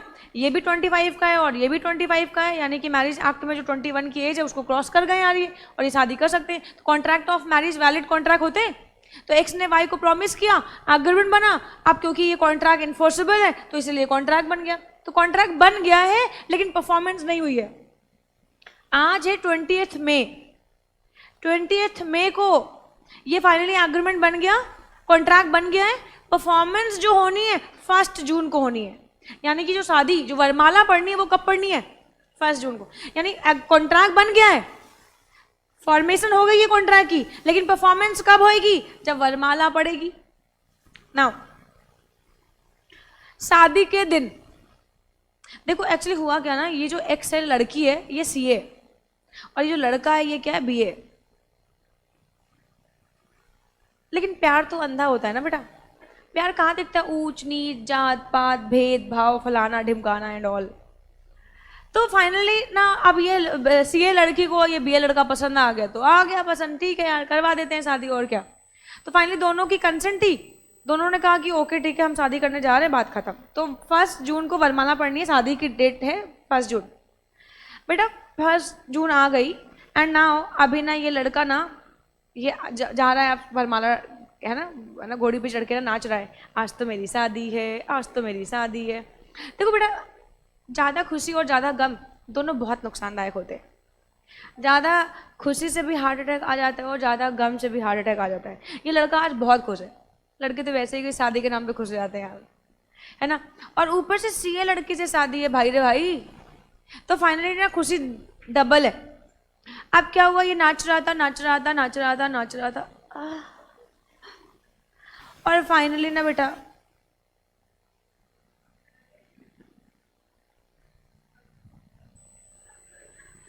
खुशी खुशी मर गया।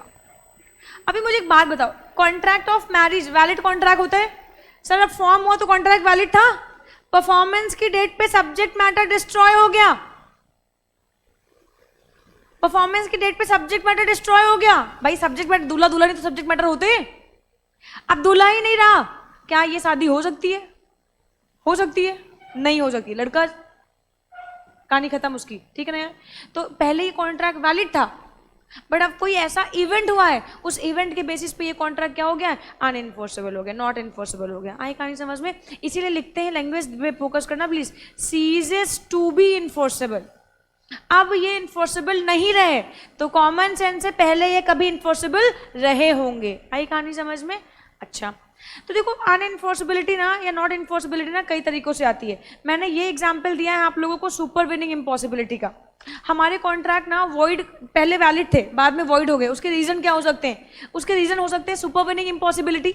सुपर विनिंग इम्पॉसिबिलिटी क्या होती है मैम? सुपर विनिंग इम्पॉसिबिलिटी का मतलब होता है कोई भी ऐसा एक्ट जिसपे हमारा कंट्रोल नहीं है, किसी सुपर पावर का कंट्रोल है। भाई किसी के मरने और जीने पे किसका कंट्रोल है? गॉड का। भाई वो चाहे तो किसी को भी मार दे, वो चाहे तो किसी को भी जिंदा कर दे यार, जीवित कर दे यार। तो मरने जीने पे, पागल होने पे, है ना, अर्थक्वेक आने पे, है ना, फ्लड आने पे किसका किसका कंट्रोल है? सिर्फ गॉड का कंट्रोल है। तो एक सुपर पावर कुछ एक्टिविटीज को गवर्न कर रही है जिसपे इंसान का कंट्रोल नहीं है, और कोई सुपर पावर के थ्रू कोई एक्ट होता है तो यह सबको हमारे जो कॉन्ट्रैक्ट है वो वॉइड हो जाएंगे, ठीक है। तो फिर यहाँ पे क्या हुआ, सुपर विनिंग इम्पॉसिबिलिटी आ गई, ठीक है ना यार। तो हमारे कॉन्ट्रैक्ट वॉइड हो सकते हैं, पहले वो वैलिड थे, वॉइड हो सकते हैं। उसके पीछे की रीजन क्या है? सुपर विनिंग इम्पॉसिबिलिटी या फिर सब्सिक्वेंट इलीगलिटी। सब्सिक्वेंट इलीगलिटी का एग्जांपल देखो, सुनो। मान लो फॉर एग्जांपल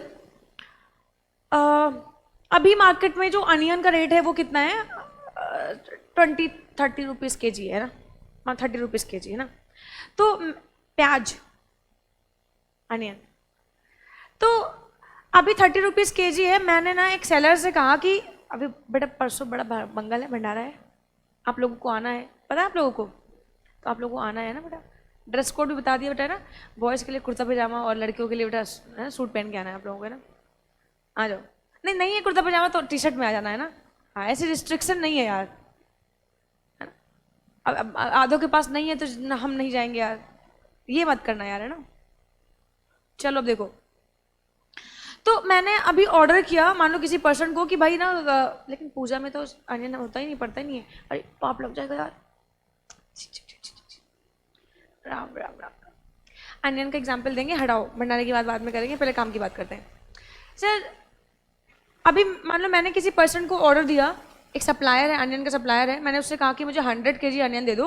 राइट ना मार्केट में जो रेट चल रहा है वो कितना चल रहा है? 30 रुपीज़ का चल रहा है, 30 रुपीज़ का रेट चल रहा है। ओके ठीक है। उसने कहा कि उसने ना 20 मई को मेरा ऑर्डर ले लिया। उसने कहा कि मैम हम ये जो ऑर्डर है ना ये 5 जून को आपको परफॉर्म करेंगे। मैंने कहा ठीक है।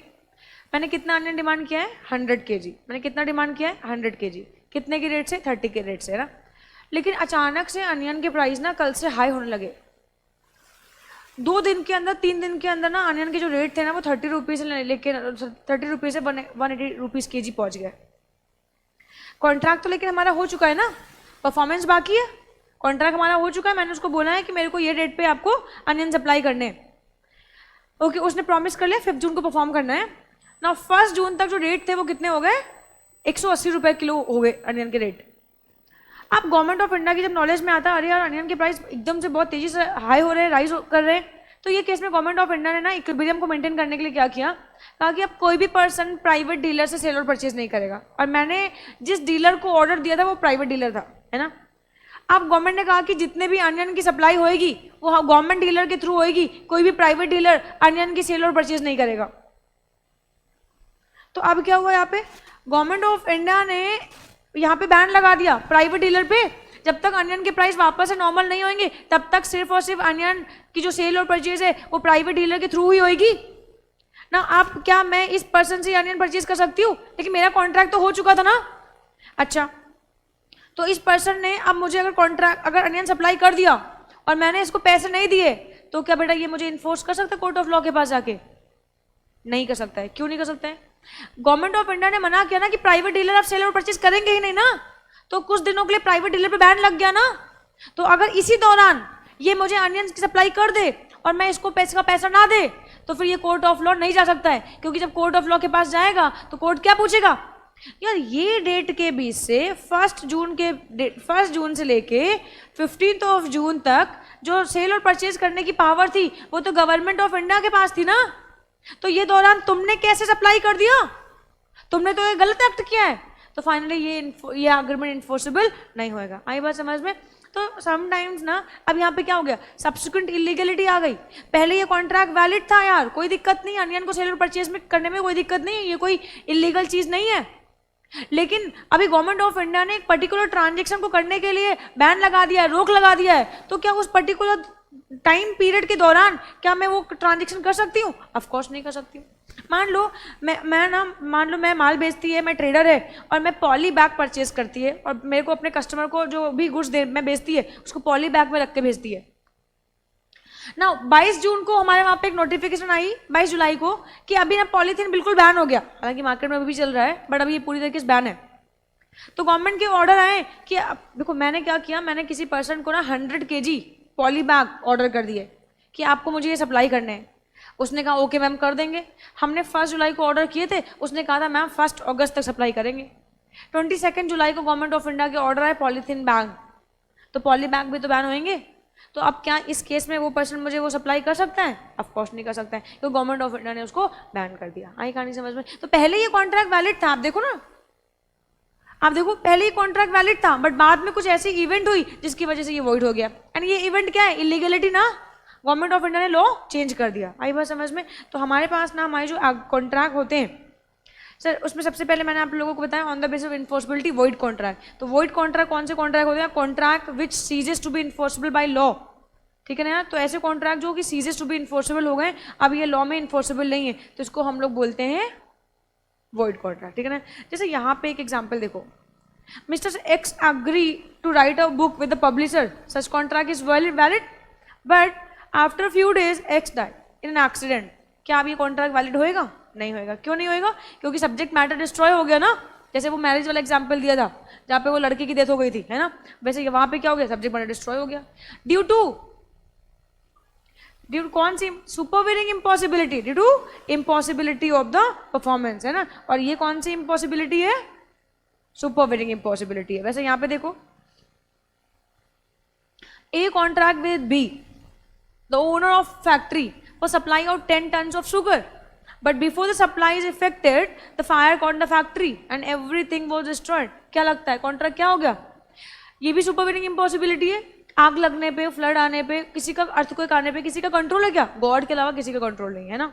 तो यहाँ पे क्या हो गया? फिर से कॉन्ट्रैक्ट हमारे पास क्या हो गया? वॉइड हो गया। तो आप देख पा रहे हो पहले ऐसे एग्रीमेंट जो पहले वैलिड थे, इन्फोर्सिबल हो गए, कॉन्ट्रैक्ट तक पहुंच गए, पर बाद में कुछ ऐसे सब्सिक्वेंट इवेंट होते हैं जिनकी वजह से ये वॉइड हो जाते हैं। एंड इन सब्सिक्वेंट इवेंट में हमारे पास सुपरवीनिंग इम्पॉसिबिलिटी हो सकती है या सब्सिक्वेंट इलीगलिटी हो सकती है। कोई डाउट इसमें?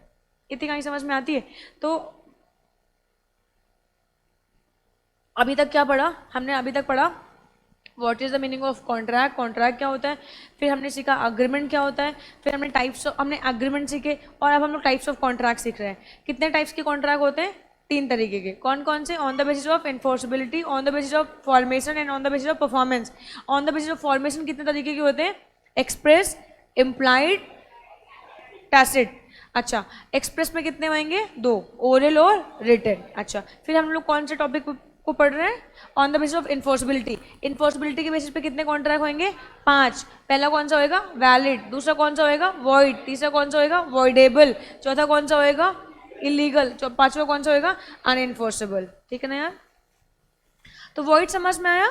पक्का सबको वॉइड समझ में आ गया? अब बात करते हैं वॉइडेबल।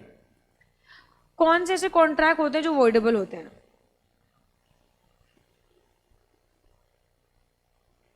अब वॉइडेबल कॉन्ट्रैक्ट होते कौन से हैं? सुनना ध्यान से यार। कुछ ऐसे कॉन्ट्रैक्ट जो वॉइड हो लेकिन जिसमें एबल टू सू भी हो। एबल टू सू हो मतलब ये वॉइड भी है एबल टू सू का मतलब क्या, वैलिड भी है। अरे ऐसे कौन से कॉन्ट्रैक्ट होते हैं जो वॉइड भी होते हैं और जो वैलिड भी होते हैं, जो वॉइड भी होते हैं और जो वैलिड भी होते हैं? अच्छा देखते हैं। देखो वॉइडेबल कॉन्ट्रैक्ट कब बनते हैं, जब किसी भी कॉन्ट्रैक्ट में कोई पार्टी जो होता है वो क्या हो, एग्रीव्ड हो। किसी भी कॉन्ट्रैक्ट में जब कोई पार्टी क्या हो, एग्रीव्ड हो, तो वो कॉन्ट्रैक्ट क्या बनेंगे, एग्रीड को मतलब दुखी हो, किसी ना किसी डिफेक्ट से, किसी ना किसी लॉस से सफर कर रही हो, तो ऐसे कॉन्ट्रैक्ट को हम लोग क्या बोलते हैं, वॉइडेबल कॉन्ट्रैक्ट, जहाँ पे कोई पार्टी एग्रीव्ड हो। याद रहेगा इस आदमी का चेहरा, ये अशरफ है, बना दो यार तुम्हें, है ना, उसने कैप लगा रखी है ना, तो वो भी तो बनाना पड़ेगा ना।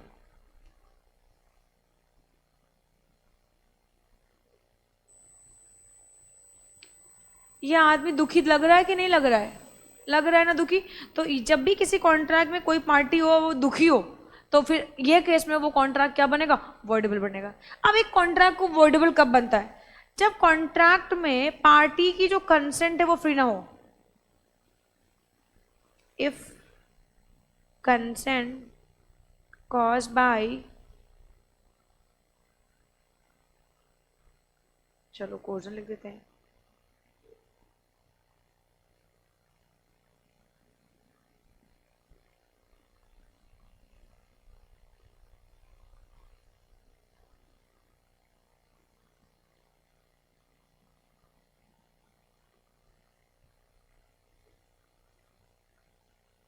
ठीक है ना यार। If consent cause by coercion, under influence, miss representation and fraud, अगर किसी भी पर्सन की किसी भी कॉन्ट्रैक्ट में उसकी इच्छा को प्राप्त किया गया होगा कोर्जन के थ्रू, अंडर इन्फ्लुएंस के थ्रू, मिस रिप्रेजेंटेशन के थ्रू या फ्रॉड के थ्रू, तो फाइनली जो कॉन्ट्रैक्ट बनेगा वो क्या बनेगा, वॉइडेबल बन जाएगा। अब कोर्जन एक एक करके देखते हैं। कोर्जन क्या होता है, तमंचे पे डिस्को। क्या है ये तमंचे पे डिस्को? अशरफ बेटा, तुम्हारे पास जितनी प्रॉपर्टी है वो कल के कल तुम मेरे नाम पे कर दो, उस पूरी प्रॉपर्टी को मेरे नाम पे करने के बदले में मैं तुम्हारे को 10,000 रुपए देगी। ऑफर है, एक्सेप्टेंस है, कंसिडरेशन है ना? अशरफ ने कहा बेवकूफ समझ रखा है क्या, नहीं करेंगे क्या कर लोगे?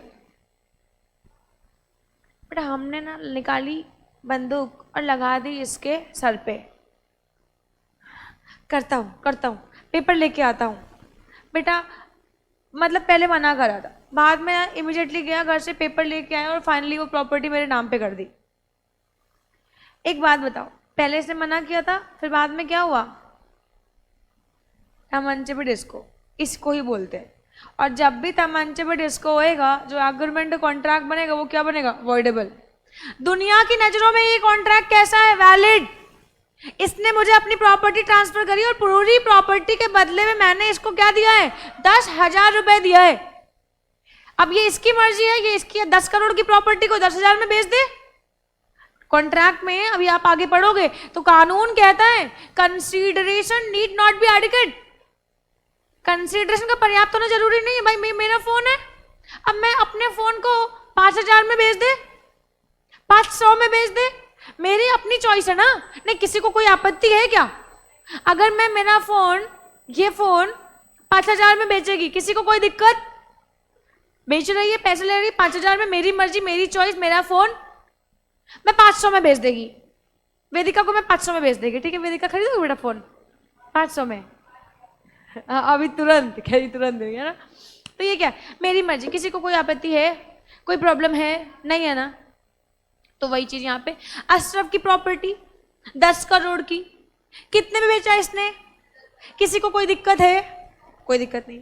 लेकिन बेटा इस कॉन्ट्रैक्ट के अंदर जाओ, इसके दिल के अंदर जाओ, दरवाजे खोल दो सबके लिए, इसके दिल के अंदर जाओ। बेटा इसके दिल में दुख है क्या, दर्द है क्या? क्या ये दुखी है अंदर से, एग्रीव्ड है? इसने अपनी प्रॉपर्टी मुझे इसलिए नाम पे, मेरे नाम पे कर दी क्योंकि मैंने इसके सर पे बंदूक रखा। मैंने कहा बेटा जान से जाओगे या प्रॉपर्टी ट्रांसफर करोगे ना, तुम डिसाइड करो तुम्हें क्या करना है। तो इसने कहा हम प्रॉपर्टी ट्रांसफर करेंगे, वेरी सिंपल, प्रॉपर्टी ट्रांसफर हो गई यार। तो ये क्या है, ये कोर्जन है। आई कहानी समझ में? तो ये कोर्जन है। और जब भी कोर्जन होएगा, दुनिया की नजरों में कॉन्ट्रैक्ट क्या है? दुनिया तो वैलिड देख रही है, दुनिया तो वैलिड देख रही है ना, लेकिन ये दुखी है। तो अगर ये दुखी पार्टी है, अग्रीड पार्टी,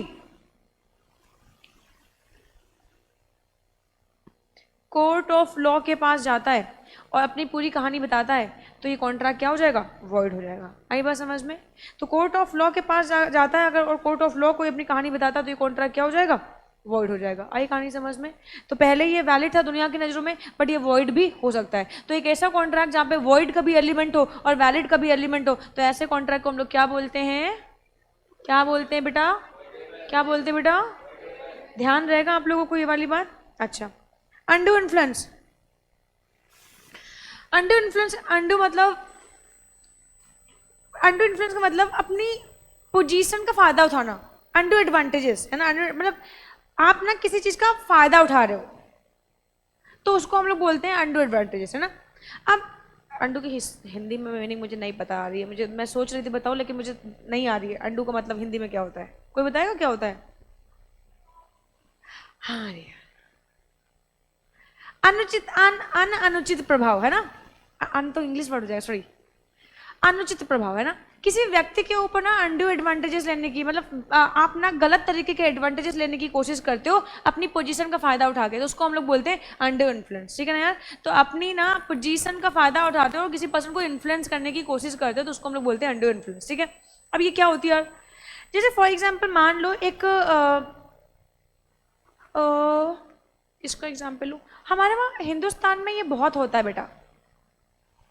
हिंदुस्तान में आप सबके घरों में, आप लोगों के साथ भी हो सकता है कभी ना कभी अनड्यू इन्फ्लुएंस हुआ हो।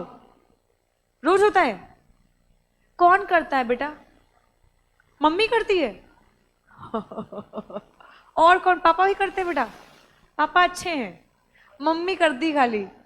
बेटा कैसे होते हैं देखो, हमारे वहां अनड्यू इन्फ्लुएंस किस तरीके से, अनुचित पोजीशन, क्या बताया बेटा, किस तरीके से लोग अपनी पोजीशन का फायदा उठाते हैं। जैसे फॉर एग्जाम्पल मान लो हिमांशु को हिमानी पसंद आ गई और हिमांशु ने कहा कि अरे कोई हिमानी नहीं है पूरी क्लास में। अरे यार मैं उस हिमानी की बात नहीं कर रही हूँ यार, मैं ये काल्पनिक नाम ले रही हूँ। ठीक है, एक डिस्क्लेमर दे दूँ। अच्छा, इस क्लास में दिए गए सारे उदाहरण, सारे एग्जाम्पल्स काल्पनिक हैं, इनका वास्तविक जीवन से कोई भी संबंध नहीं है। इन एग्जाम्पल्स का ऑब्जेक्टिव जो है वो किसी भी व्यक्ति विशेष को, धर्म को, समुदाय को, जात को ठेस पहुंचाना नहीं है। इनका एकमात्र ऑब्जेक्टिव है किसी भी पर्सन को, किसी भी बच्चे को कॉन्सेप्ट को समझाना। आई बात समझ में? तो प्लीज इसको ना आप पर्सनल ना ले, ठीक है ना? अभी ठीक है, बहुत सारे लोग बेटा इसको ले लेते हैं, सीरियसली ले लेते हैं, दिल पे ले लेते हैं। तो हिमांशु को हिमानी पसंद आ गई ना। अब हिमांशु ने अपनी माँ के पास जाके कहा, माँ तेरे लिए बहू ढूंढ लाया मैं, और अब मैं हिमानी से शादी करूंगा, माँ सीए बन गया हूं मैं। माँ कह रही है, यही दिन देखने के लिए तुझे इतना बड़ा किया? यही दिन देखने के लिए? शुक्ला जी की बेटी के साथ तो तेरी शादी तय कर दी बचपन में, उसी के साथ शादी होगी ना। माँ मैं तो हिमानी से शादी करेगा।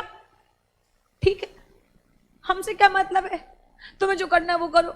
मम्मी ने खाना पीना छोड़ दिया।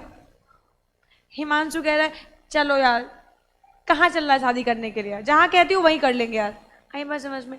सर ये हमारे वहाँ इंडियंस में बहुत होता है कि हमारे वहाँ ना मम्मी पापा ना ऐसी पोजीशन पे होते हैं कि हम लोगों को बताया जाता है कि माँ बाप ना भगवान के समान होते हैं और हमें उनकी जो बात है वो नहीं टालनी चाहिए। तो फाइनली हम लोग माँ बाप की बात मान लेते हैं और ये हो जाता है हमारे साथ। बट ऑफकोर्स ये अनडू एडवांटेजेस ले रहे हैं वो अपनी पोजीशन का, जो कि उचित नहीं है। बट कोई देख रहा होगा, मैं पेरेंट बट मैं बच्चों को सब समझाने के लिए कह रही हूँ, है ना। तो इसी को बोलते हैं। तो ऐसा होता है।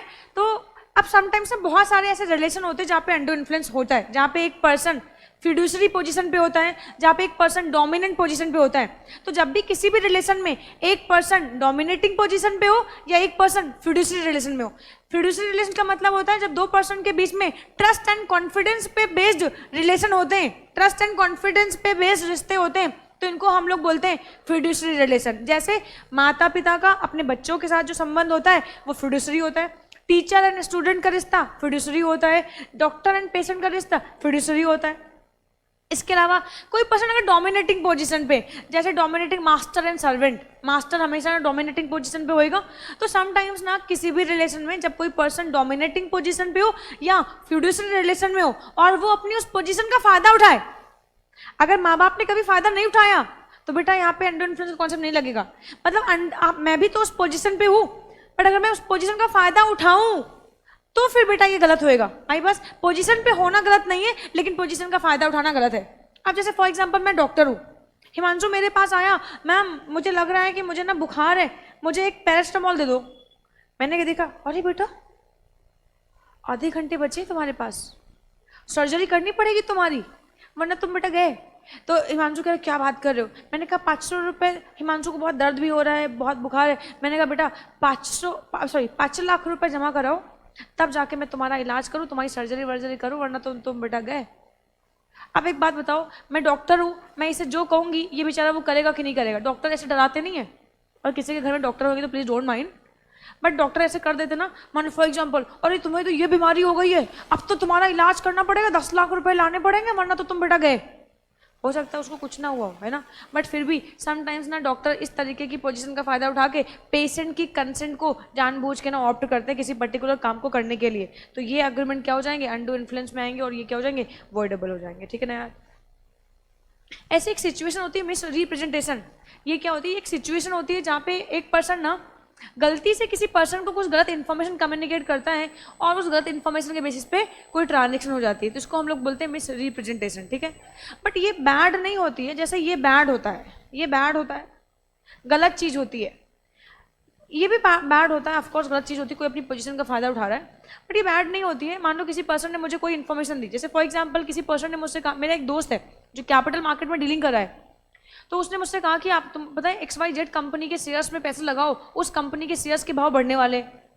तो मेरे पास तो पैसे हैं नहीं, मैंने अपने दोस्त हिमांशु से कहा, हिमांशु यार एक काम करो यार, इस कंपनी में पैसे लगा दो, इस कंपनी के शेयर्स के भाव बढ़ने वाले हैं, अंदर की इन्फॉर्मेशन है। हिमांशु ने उस कंपनी में पैसे लगा दिए, बाद में उस कंपनी के शेयर्स डूब गए।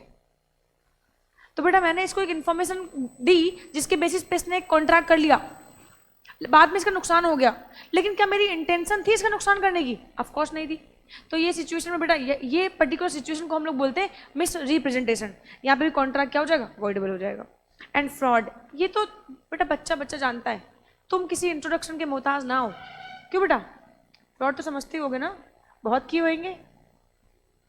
अच्छा, फ्रॉड क्या होता है, जैसे फॉर एग्जाम्पल मान लो किसी पर्सन से कोई गलत इन्फॉर्मेशन कम्युनिकेट करके कोई पर्सन कोई कॉन्ट्रैक्ट कर ले। जैसे फॉर एग्जांपल मान लो मैं कहती हूँ हिमांशु से, हिमांशु पता है ये जो मग है ये ना 7th सेंचुरी का है और इसकी जो कीमत है ना वो आज के टाइम में 10 करोड़ है, लेकिन तुम हिमांशु ना जो स्केप्चर्स वगैरह है उसमें बहुत इंटरेस्ट लेते हैं, है ना, पुरानी चीज़ें इन्हें बड़ी पसंद आती हैं। तो मुझे पता है हिमांशु को ना पुरानी चीज़ें पसंद आती थी। मैंने हिमांशु से कहा ये जो मग है ये 7th सेंचुरी का है, क्या तुम इसे परचेज करोगे? 10 करोड़ का है, बट क्योंकि तुम मेरे बहुत प्यारे दोस्त हो तो हम तुम्हें 5 करोड़ में दे देंगे। और गलत इन्फॉर्मेशन कम्युनिकेट किया, इसने उस इन्फॉर्मेशन पे भरोसा किया और ये मग परचेज कर लिया 5 करोड़ का, बेटा 25 रुपए का है ये। ठीक है ना यार, तो ये क्या हो गया, ये फ्रॉड हो गया, है ना। समटाइम्स गलत इन्फॉर्मेशन कम्युनिकेट करके किसी पर्सन को किसी रिलेशनशिप में किसी कॉन्ट्रैक्ट में ले आना, इसको हम लोग बोलते हैं फ्रॉड। तो जब भी ये 4 चीज़ें होंगी तो हमारी जो कंसेंट होगी वो हमेशा फ्री नहीं होगी। तो if consent caused by this, तो ये केस में कॉन्ट्रैक्ट जो होगा वो क्या बनेगा, वॉइडेबल बनेगा। और यहाँ पे एक पार्टी क्या होगी, एग्रीड होगी। तो वॉइडेबल कॉन्ट्रैक्ट मीन्स ऐसे कॉन्ट्रैक्ट जो इन्फोर्सेबल होते हैं at the option of the aggrieved party. तो वॉइडेबल कॉन्ट्रैक्ट कुछ ऐसे कॉन्ट्रैक्ट होते हैं जो कि इन्फोर्सेबल होते हैं at the option of the aggrieved party. बोल भाई, कहानी समझ में आती क्या?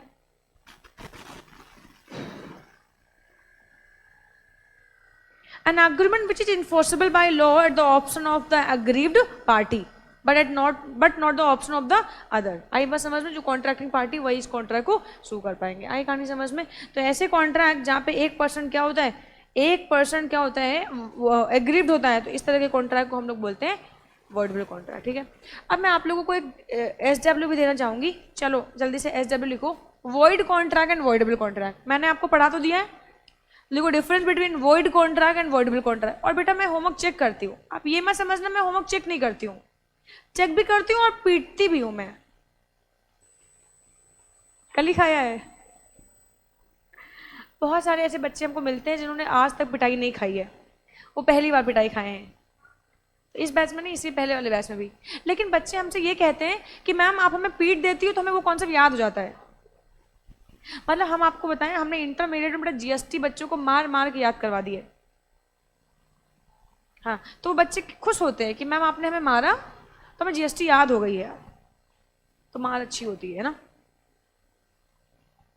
नहीं याद होते हैं बेटा, पीट देंगे तुम्हें हम पक्का। लिख लिया? कहाँ लिखा अमित बेटा, दिखाओ।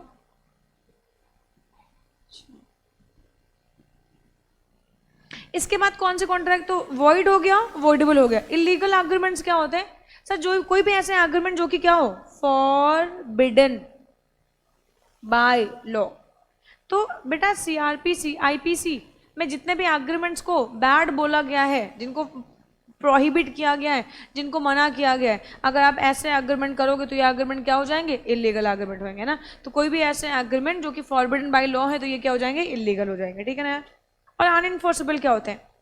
देखो जैसे अनइन्फोर्सेबल का मतलब बताते हैं, मान लो कोई ऐसा एग्रीमेंट है जहाँ पे कोई कॉन्ट्रैक्ट तो वैलिड है बट कोई टेक्निकल डिफेक्ट आ गया, कोई टेक्निकल डिफेक्ट आ गया और उस टेक्निकल डिफेक्ट की वजह से हम उस एग्रीमेंट को लॉ में इन्फोर्स नहीं करवा पाते हैं, तो ऐसे एग्रीमेंट को हम लोग बोलते हैं अनइन्फोर्सेबल। फॉर एग्जाम्पल मान लो हमारे वहाँ पे ना जब हम किसी प्रॉपर्टी को परचेज करते हैं, तो किसी इमूवेबल प्रॉपर्टी को, मूवेबल नहीं, इमूवेबल प्रॉपर्टी को परचेज करते हैं, तो कानून कहता है, इसके लिए एक एक्ट पास है, transfer of property act 1872, transfer of property act 1872।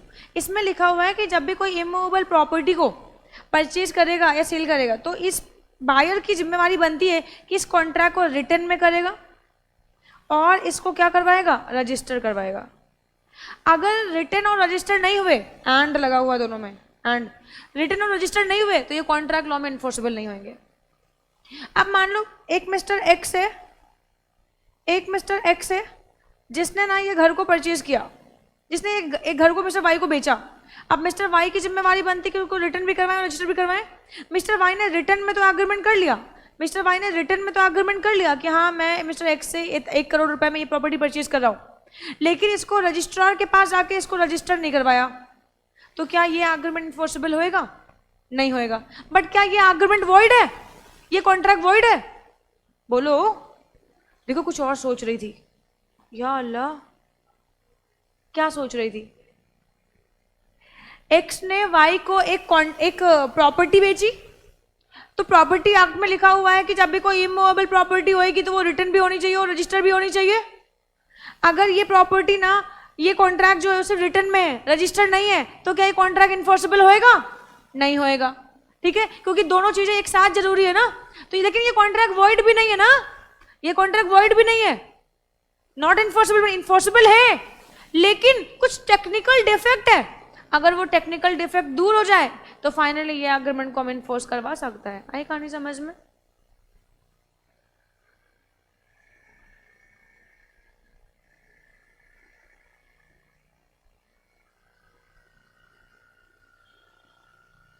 where a contract is good in substance but because of some technical defect, absence in writing, barred by limitation, etc., one or both the parties cannot sue upon it, it is described as an unenforceable contract। आई कहानी समझ में?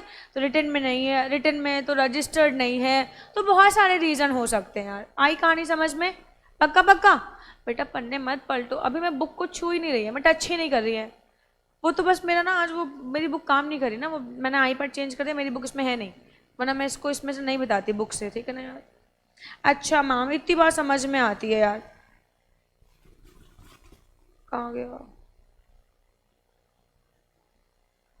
Okay, types of contract में तो on the basis of इन्फोर्सेबिलिटी कितने होंगे? पहला कौन सा? वैलिड। दूसरा कौन सा? तीसरा कौन सा?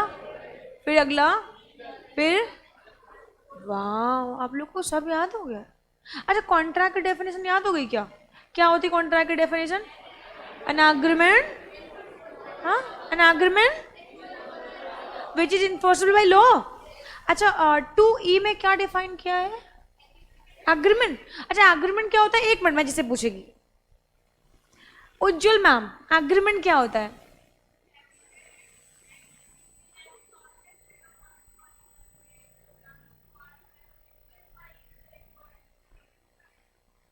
वाह, वेरी नाइस यार, बहुत बढ़िया बहुत बढ़िया। बैठ जाए, आज आप अच्छी भी बहुत लग रही है ना।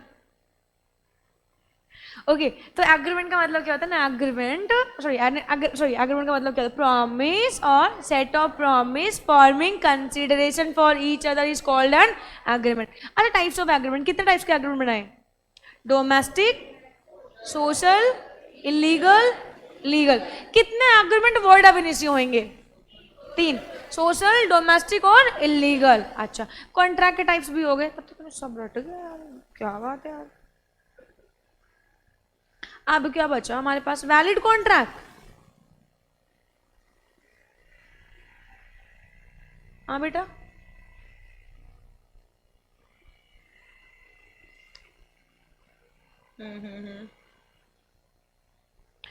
On the basis of performance. Performance के बेसिस पे कितने कॉन्ट्रैक्ट होंगे? 2। कौन कौन से होंगे? एग्जीक्यूटेड कॉन्ट्रैक्ट और एग्जीक्यूटरी कॉन्ट्रैक्ट। एग्जीक्यूटेड और एग्जीक्यूटरी। अच्छा, एक मिनट में बस।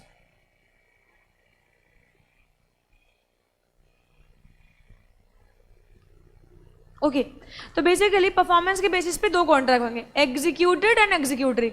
एग्जीक्यूटेड कॉन्ट्रैक्ट कौन से कॉन्ट्रैक्ट होंगे? देखो, ऐसे कॉन्ट्रैक्ट, देखो कॉन्ट्रैक्ट में कम से कम 2 पार्टी होंगे। अगर दोनों पार्टीज अपने परफॉर्मेंस को परफॉर्म कर दें तो एग्जीक्यूटेड। और अगर कोई पार्टी ने अपने परफॉर्मेंस, कोई एक पार्टी ने परफॉर्मेंस नहीं दी या दोनों ही पार्टी ने परफॉर्मेंस नहीं दी तो क्या हो जाएगा? एग्जीक्यूटरी। जैसे फॉर एग्जाम्पल, मान लो फॉर एग्जाम्पल मैं ना ये फोन परचेज करने के लिए गई। मैं ये फोन परचेज करने के लिए गई तो फोन वाले भैया ने कहा कि मैडम ये फोन का कितना पैसा है? कितने का लिया था तुमने? 15,000। 15,000 में लिया था, मतलब ये मेरा फोन है तो मुझे नहीं पता ना। 15,000 का ये फोन है। मैंने कहा भैया ये फोन मुझे पसंद आ गया, आप कितने का बेचोगे? उन्होंने कहा 15,000 का बेचेंगे हम। मैंने कहा ओके ठीक है, ये लो 15,000, मैडम ये लो फोन। उसने अपना पार्ट परफॉर्म कर दिया, मैंने अपना पार्ट परफॉर्म कर दिया। फाइनली कॉन्ट्रैक्ट दोनों पार्टी ने परफॉर्म कर दिया। When both the parties perform their obligation, contract क्या बनेगा? एग्जीक्यूटेड। एग्जीक्यूटेड हो गया, कॉन्ट्रैक्ट खत्म। आई बात समझ में? When both the parties perform their obligation, तो कॉन्ट्रैक्ट क्या बनेगा? एग्जीक्यूटेड। एग्जीक्यूटरी क्या होता है? व्हेन वन पार्टी या both the parties not perform their obligation, तो क्या बनेगा? Executory contract. आई बात समझ में? तो एग्जीक्यूटरी में किसी एक पार्टी ने कॉन्ट्रैक्ट को परफॉर्म नहीं किया होगा या दोनों ही पार्टी ने कॉन्ट्रैक्ट को परफॉर्म नहीं किया होगा तो कॉन्ट्रैक्ट क्या बनेगा? एग्जीक्यूटरी। इतनी कहीं समझ में आता है? अब एग्जीक्यूटरी को फर्दर हम 2 पार्ट्स में कैटेगराइज करते हैं। First part unilateral, second part bilateral. When one party not perform their obligations, तो फिर यूनिलैटरल, यानी एक पार्टी ने परफॉर्म किया एक ने परफॉर्म नहीं किया। Bilateral, when both the parties not perform their obligations, तो क्या बनेगा? बायलैटरल। आई कहानी समझ में यार? तो फाइनली हमारे पास टाइप्स ऑफ कॉन्ट्रैक्ट खत्म हो गए। लास्टली बचा हुआ है वैलिड कॉन्ट्रैक्ट। तो वैलिड कॉन्ट्रैक्ट हम लोग आज की क्लास में नहीं पढ़ेंगे क्योंकि बहुत सारे लोग हमारे बीच में नहीं है ना। तो वैलिड कॉन्ट्रैक्ट हम लोग पढ़ेंगे अगली क्लास में, ठीक है ना यार? तो आज की हमारी सेवाएं यही रख रहेंगी। मिनिमम 2 चाहिए कॉन्ट्रैक्ट को फॉर्म करने के लिए। मिनिमम अपने को 2 पार्टी चाहिए। मैक्सिमम तो कितने भी हो सकते, लाखों हो सकते हैं, करोड़ों हो सकते हैं। मिनिमम तो मैक्सिमम तो कितने भी हो सकते हैं। तो बहुत सारों ने किया तभी तो वो क्या हो जाएगा? एग्जीक्यूटरी हो जाएगा। सबको परफॉर्म करना पड़ेगा। जैसे कंपनी ने शेयर अलॉटमेंट कॉन्ट्रैक्ट किया।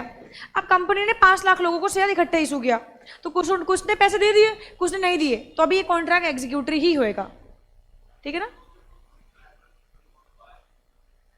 मतलब ये तो बेसिकली जब 2 है तो 2 के लिए बता दिया है। अदरवाइज जब सब होंगे तो सबको कंसिडर कर लेंगे ना उसमें हम।